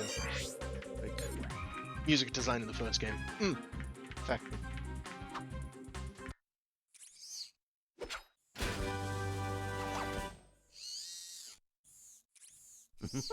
Also, I missed out on some crates. Oh, nope, I didn't quite miss out on some crates there. The Gadgetron Hydro Displacer uses Insta-faucets and Insta-drains. Using it, you can drain and fill pools. Our sensors do not detect any on this space station. And this bridge is just showing off. Like making it go out there and flip over and this is just the programmer showing off what he can do with everything. It's like, you know, maybe it was a bet, or maybe it was just like an office thing or something like, hey, who can make the most ridiculous bridge or something like that. And it'd just be like, yeah, I always have that feather in my cap. Whenever somebody's like, hey, you're being lazy, I show them that bridge. So you are. And I found this. Hey, cool. It's a, what is it? A hydro displacer. Great. I always wanted one of those, I guess.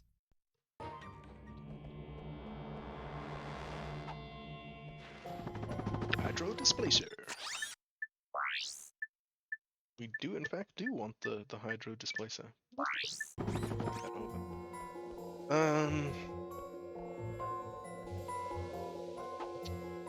Could I buy the taunt gun just to do the thing? I got some great bargains for you today. I'm never really gonna use it otherwise.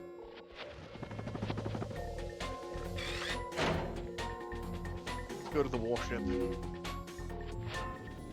Oh, I accidentally skipped the Gadgetron message where she says, our sensors detect that this shuttle will travel to a decommissioned Blarg warship. Our sensors indicate that there may be advanced technology on board. Again, I know the script of this game. Apologies for skipping the old... What? That... Random bolts from somewhere. Why does... You know, I think there's actually a YouTube video that explains what's up with that. And I need to watch that at some point. Like, why does that crate randomly explode when we are here? I think it's because the shuttle technically passes through geometry of the level somehow? Like the other level? Oh! Excuse me, can you stop defying gravity, please? Oh my god. Right.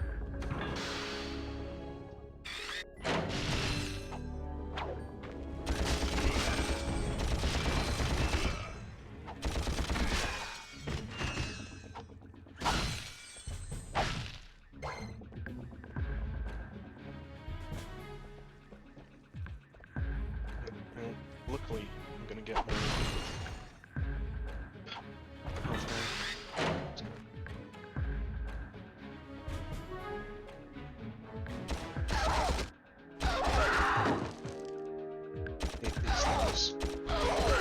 I hate them because they immediately retaliate as soon as they take damage.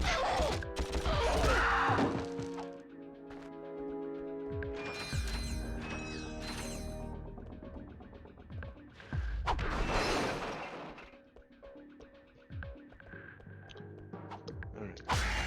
Psych myself up for this suicide run.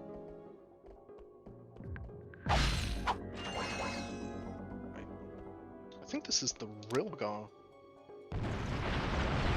Yeah, it is. It's Blackwater City. Thank you for selecting our automated self-destruct feature. Vessel annihilation sequence initiated. Please remove all personal belongings.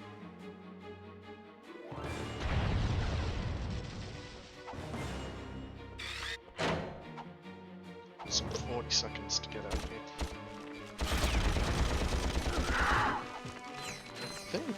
I'm not sure, but I think the timer may be this vessel will self-destruct shortly, so you should different leave. in different versions of the game.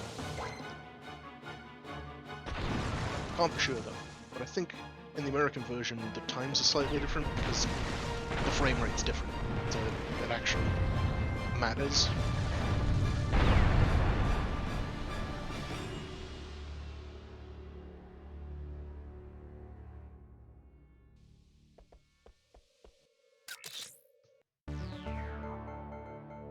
This is Darla Gratch reporting live from Blackwater City. We've just learned that Captain Quark will be presenting the grand prize at the Intergalactic Hoverboard Championship, which will be held here over the next few days. In related news, this planet has recently been suffering from an infestation of strange amoeboid creatures. The city's administration has assured this reporter that every step has been taken to eradicate these nuisances. Darla Gratch, Channel 2 News. Did you see that? Yes, I hope that poor woman is all right. She's fine, I think. I was talking about the hoverboard races. So, little thing is, you might have noticed the lip syncing was off. She actually says channel 52 news, but they cut it for some reason to just be like channel 2 or something like that. But they didn't redo the syncing. Also, I have like 2 health, so I am going to just kill myself, and then I will have full health.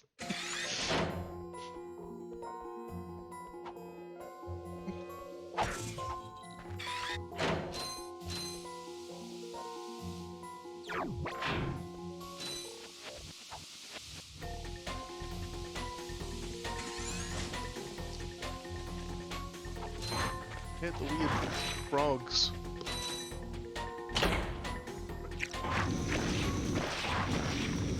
Just pretend we're a flamethrower turret for a little bit.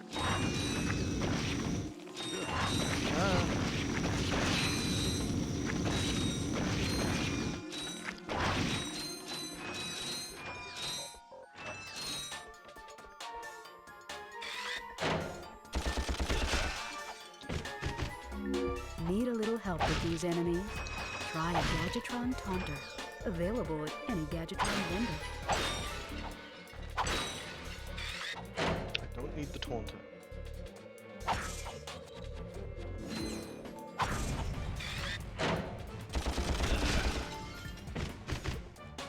I have what? Oh no. I don't know why that flame thing was weird. There's been a good bit of weirdness that's been going on. We've had floating frogs.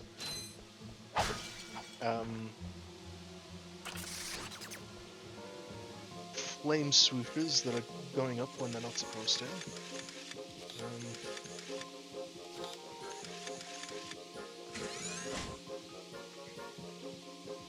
I know that this room has those boxes are unusual. Oh, they're really odd. Yeah, the monsters.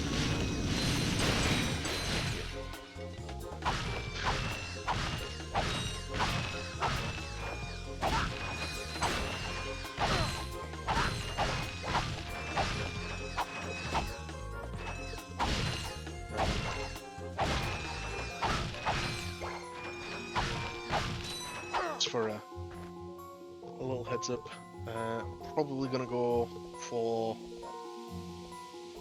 about 45 more minutes, which will bring it up to about 9 o'clock here. And that's kind of where I will call it a quit.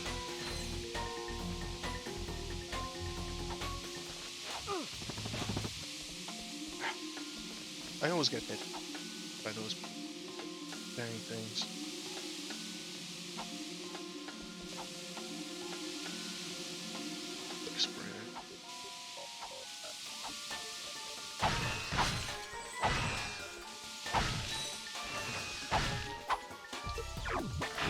Never liked this one.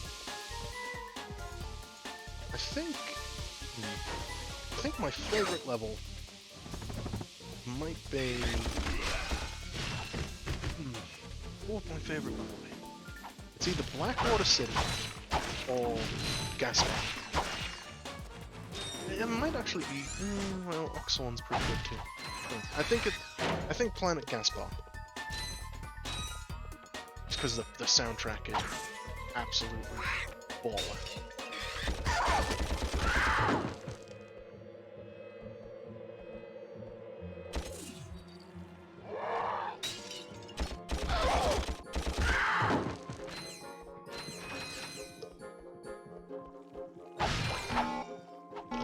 I didn't even see the red crate.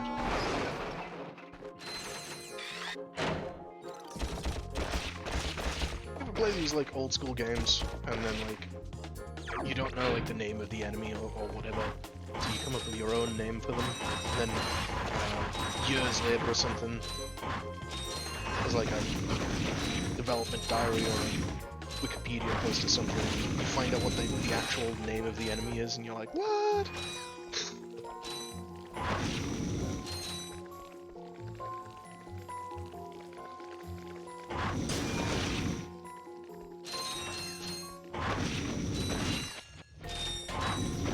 Because I still don't know the names of like the enemies in Ratchet Clank. I guess, well, like, I don't know. They're the frogs.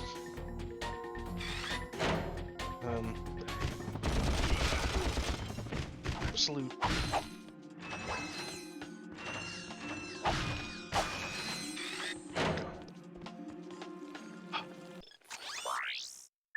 Checkpoint. I got some great bargains for you today.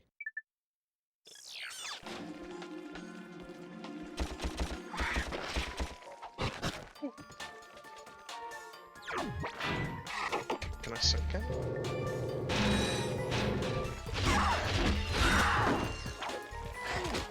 No!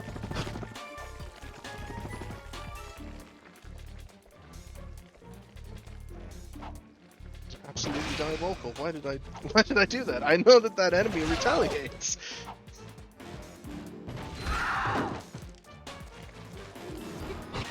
Whoa! Okay, I'm just getting jump scared in the log station.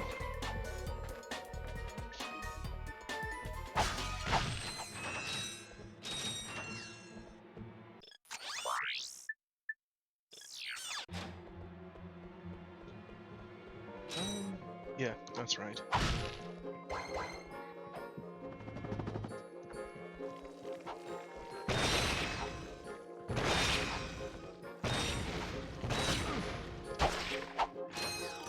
Absolute pain.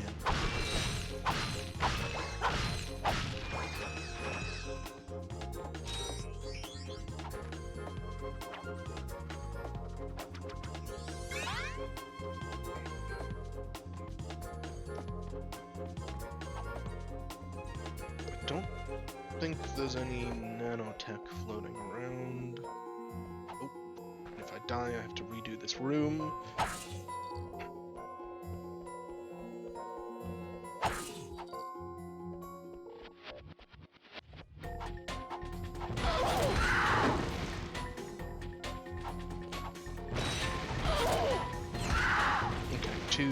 Two bombs is enough to kill one of them, right?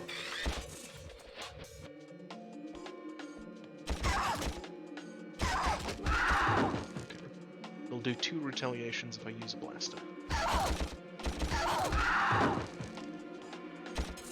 Getting all tactical.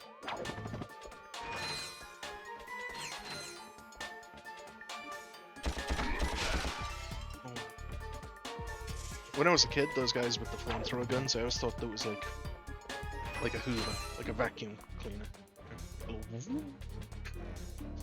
I don't know why. It clearly shoots out fire in like an arcing line. I don't know. To me, it was just like, yeah, clearly what they're holding is a Hoover.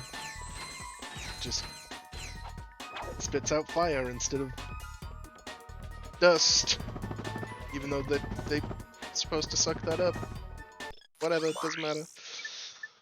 I got some great bargains for you today. The flamethrower is going to be the worst weapon to use for this next bit. Box. How did you escape my wrath?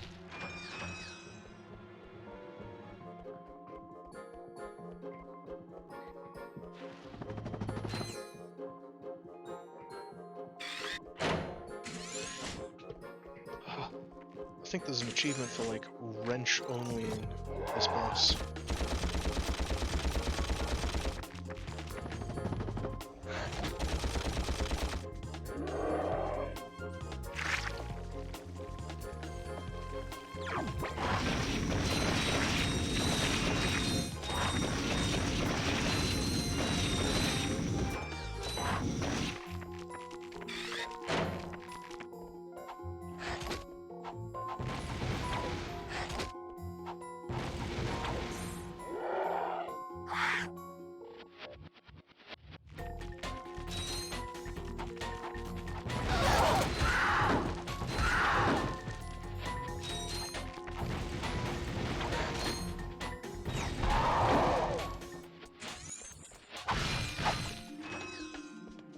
Okay.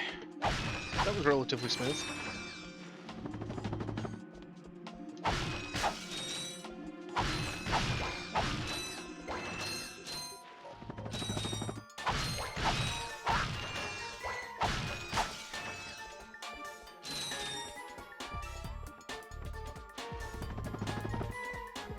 Grind boots now. Oh.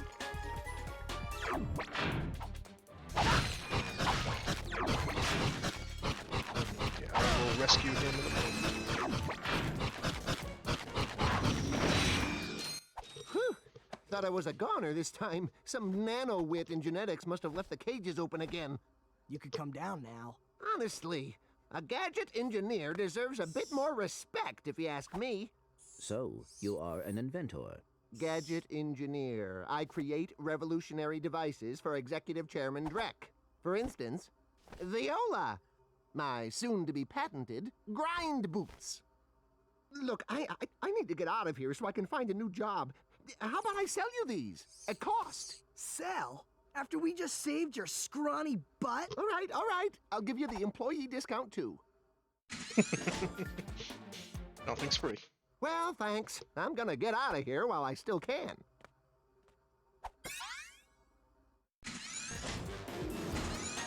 That's something I love about the like OG Ratchet class. Nothing is free. It fits into the universe. Like, this is a consumer-ruled universe. Like, it... You should have to pay for stuff.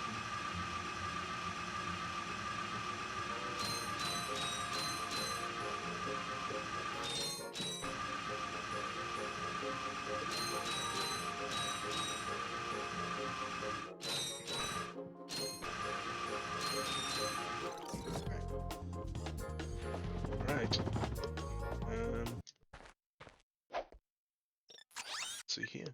We only have Planet Rilgar to do.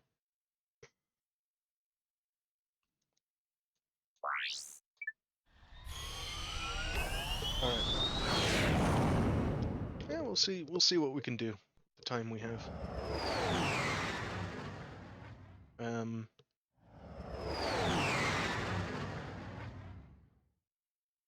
Love this planet.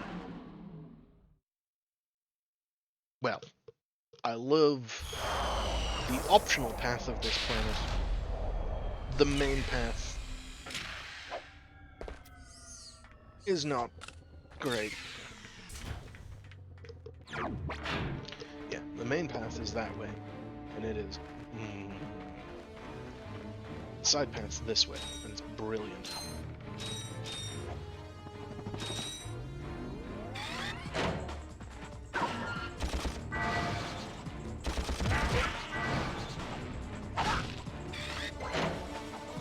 So, something that always like kind of I thought was like interesting. It's a bit weird kind of thing. It's like, so the idea that I get is that like these suit guys are like the cleanup team, and they're here like killing the amiibos or whatever, right? Now in Ratchet Clank 3, I think you learn that like Drek or whatever created the amiibos or something, and like maybe they're like part of like Drek's troops or something. It doesn't make much sense because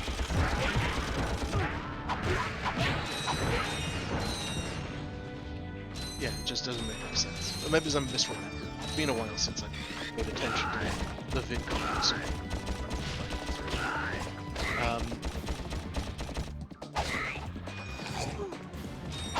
I am just playing like dog right now.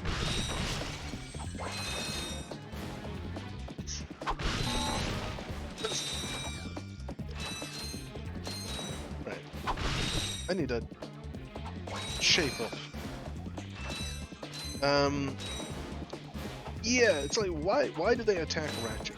Now, gameplay-wise, again, he has a needlessly complicated bridge to just show off. But yeah, gameplay-wise, it's like, why? Like, if they're the cleanup squad, why are they attacking Ratchet? Because he's out in the city during quarantine? It's a pretty sort of answer, but they never give you answers to that question. And then people are on about, oh, Dark Souls does environmental storytelling. Oh, yeah, what about environmental storytelling in Ratchet Clank?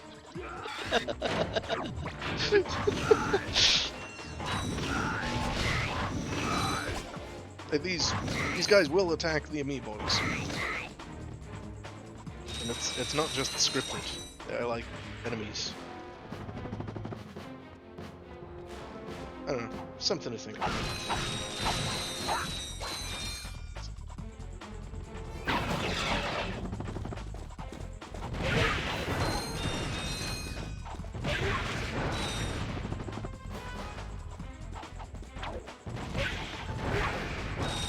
There we go!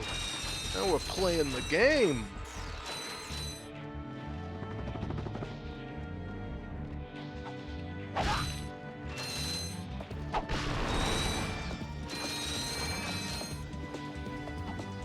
This bit's really cool. Like, this is like where the level gets good. Come down here and you see all the war zone and everything's going on.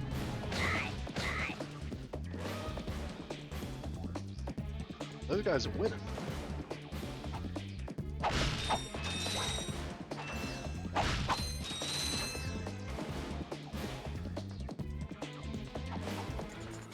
Then again, like, the show don't tell kind of aspect of this. They pull you in on the taxi so you can't interfere, so there's no mistaking.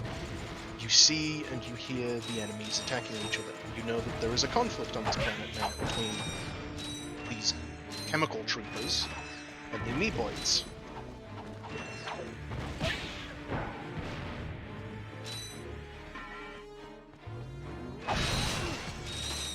Oops, I didn't realize there was a crate in there.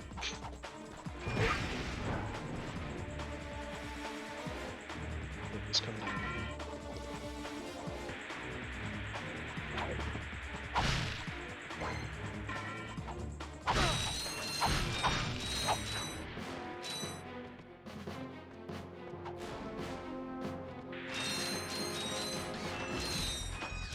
That's an interesting thing.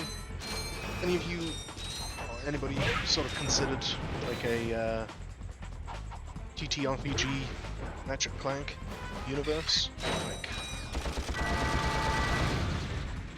Like a Ratchet Clank D&D?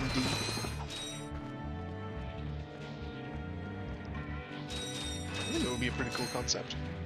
Like, the universe is pretty expansive, there's lots of planets, clearly things going on, stories.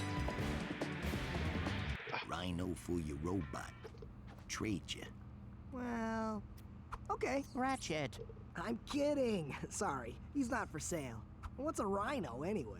Rip ya a new one. What did you just say to me? R-Y-N-O. Rip ya a new one. Why, that's the most powerful missile launcher in the galaxy. I know it's worth a lot of bolts. He must have stolen it from the Blarg. Stolen? Look, trash can. Did I say anything about it being hot? You better watch your mouth or I'll... Wait, don't tell me. Rip you a new one. Rip ya a new one. I love the Rhino. But the Rhino breaks this game. The Rhino is truly the reward of, like, okay, you played this enough to get that much money, have the easy mode. And genuinely, it does make the game super easy. You can beat it in, like, one sitting with the Rhino. It's just easy as pie.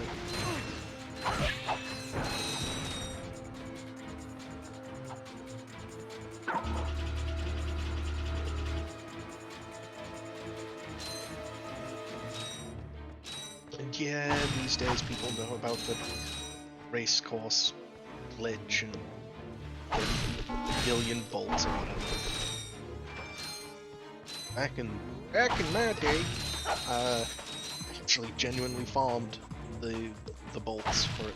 I remember one time I decided to farm the bolts just like right now, and I would do a playthrough with the Rhino. Yeah, basically I kept on running a planet until I got really sick of it. So I would run like Ralgar a whole bunch. And I run Quark's castle a whole bunch.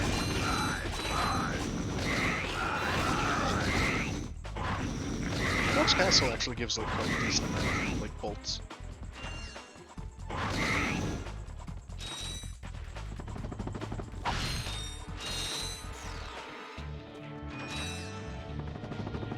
That wasn't too bad.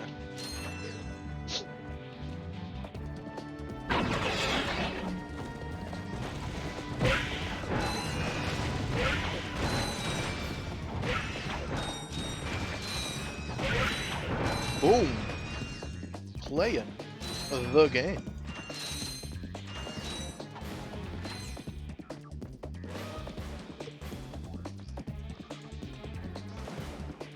That's the layout.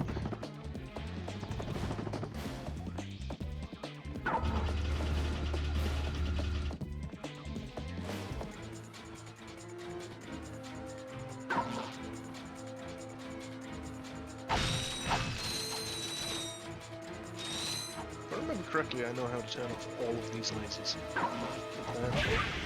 Blow that up, give him a... Oh, you cheeky little...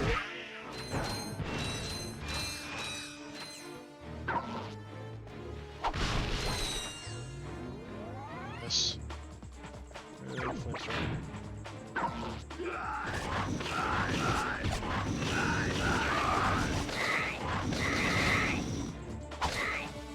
No.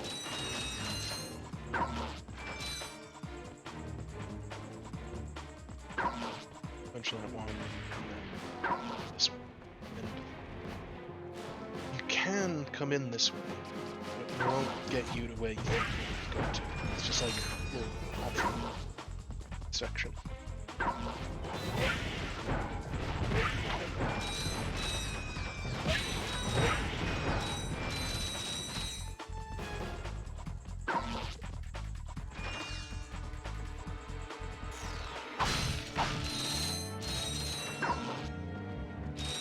Yeah, see. And you're like, how do I get to that section? Well, I will show you.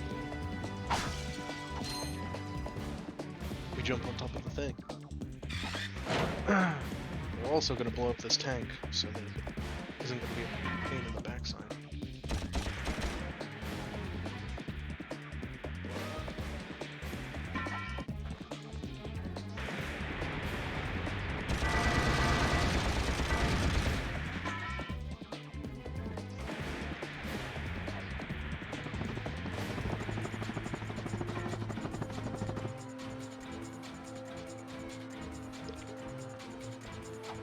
Whoa! Slippy? We don't want no slipping. Pop down. And we got it. Gold bolt.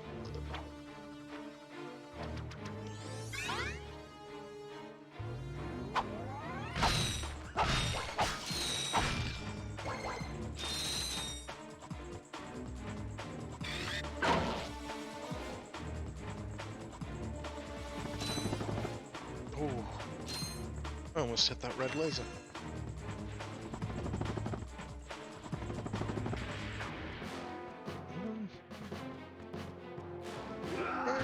Completion. Might as well.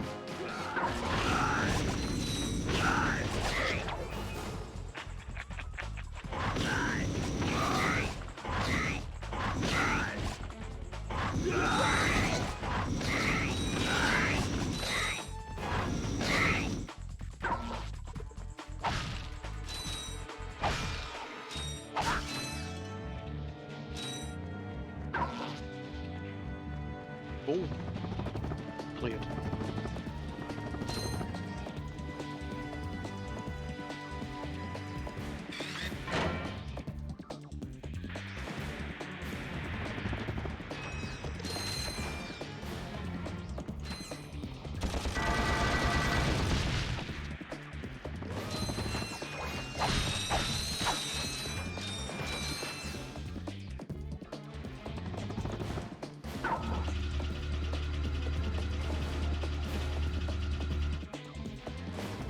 This is, yep, the race plaza.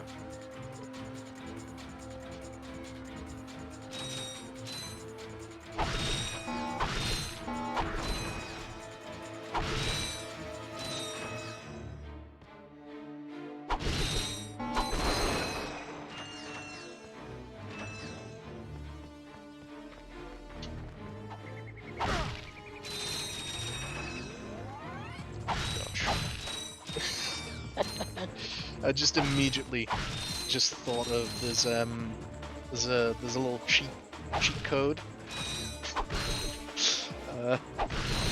which involves the race announcer. Like a little. I don't want to call it an Easter egg because well, maybe it is an Easter egg. At the very least, it's a. It's a funny little bit of aside. Those of you who are in the know are in the know. For those of you who are not in the know, you can do certain something, and you can inflate the balloons. That's as much information as I'm going to Welcome to the divulge. HoverCon Intergalactic Hoverboard Competition. Captain Quark's giving away a brand new Platinum Zoomerator to the winner of this competition. A platinum zoomerator. Perhaps that will be the proof of your accomplishments that Skid's agent requires. Wait, do you guys mean Skid McMarks? Yeah, Skid couldn't make it, so we're here to, you know, fill in for him. Guess we'll see about that. Also, the naming is brilliant. Skid McMarks. Skid Marks. And he is. He's a complete little coward. He's a little. He's a skid mark.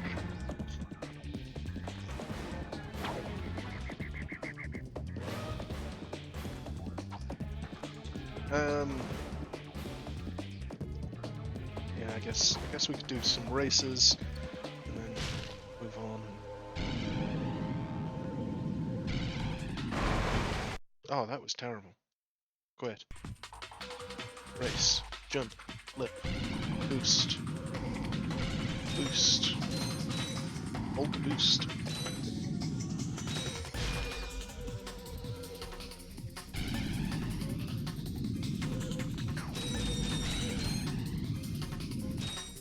Oh my good lord. Quit. Go in. I'm sorry if this gets annoying, but there is a certain amount of tolerance on how much you can mess up in this race.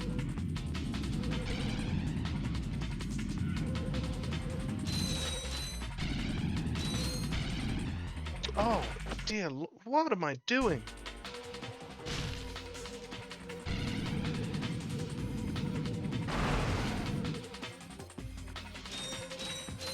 Oh, I don't have the Zoomerator, of course. Yeah, when you get the Zoomerator, you can change tricks into boosts.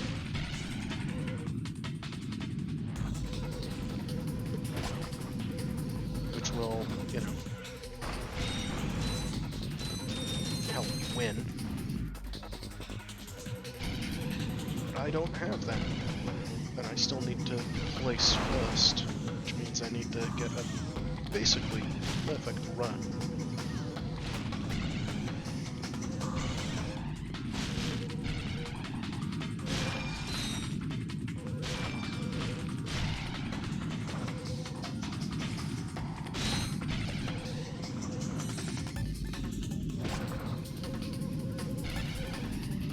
Some corners, it is quicker to go in a straight line than it is to not. I don't know if the AI cheats during this, as in teleports up or not. I am just going to assume yes and go with it.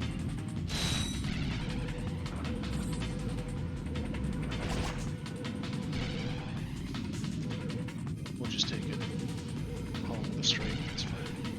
Hi, folks. Captain Quark here. It is my distinct pleasure to introduce this year's HoverCon Intergalactic Champions. Let's give it up for newcomers, Ratchet and Clank. Hey, look, that's us. Today's winners will take home a brand new professional-grade Model T15 Platinum Zoomerator. Manufactured by Gadgetron, this hoverboard drive delivers more lift, speed, and maneuverability than any other anti-grav device on the market. Well, folks, that's all the time we have. Tonight, Remember to set your infobots to the Quark Classic channel for tonight's episode of Dogfight Over Death Canyon, starring yours truly.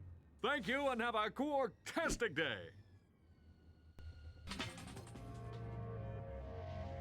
So I think you need to get 135 in the PAL version as like a time, and then on the NTSC version I think it's like 134 to get the skill point. Also, Quark in that TV box was actually the full 3D model, they just squished him really, really flat. Random bits of trivia.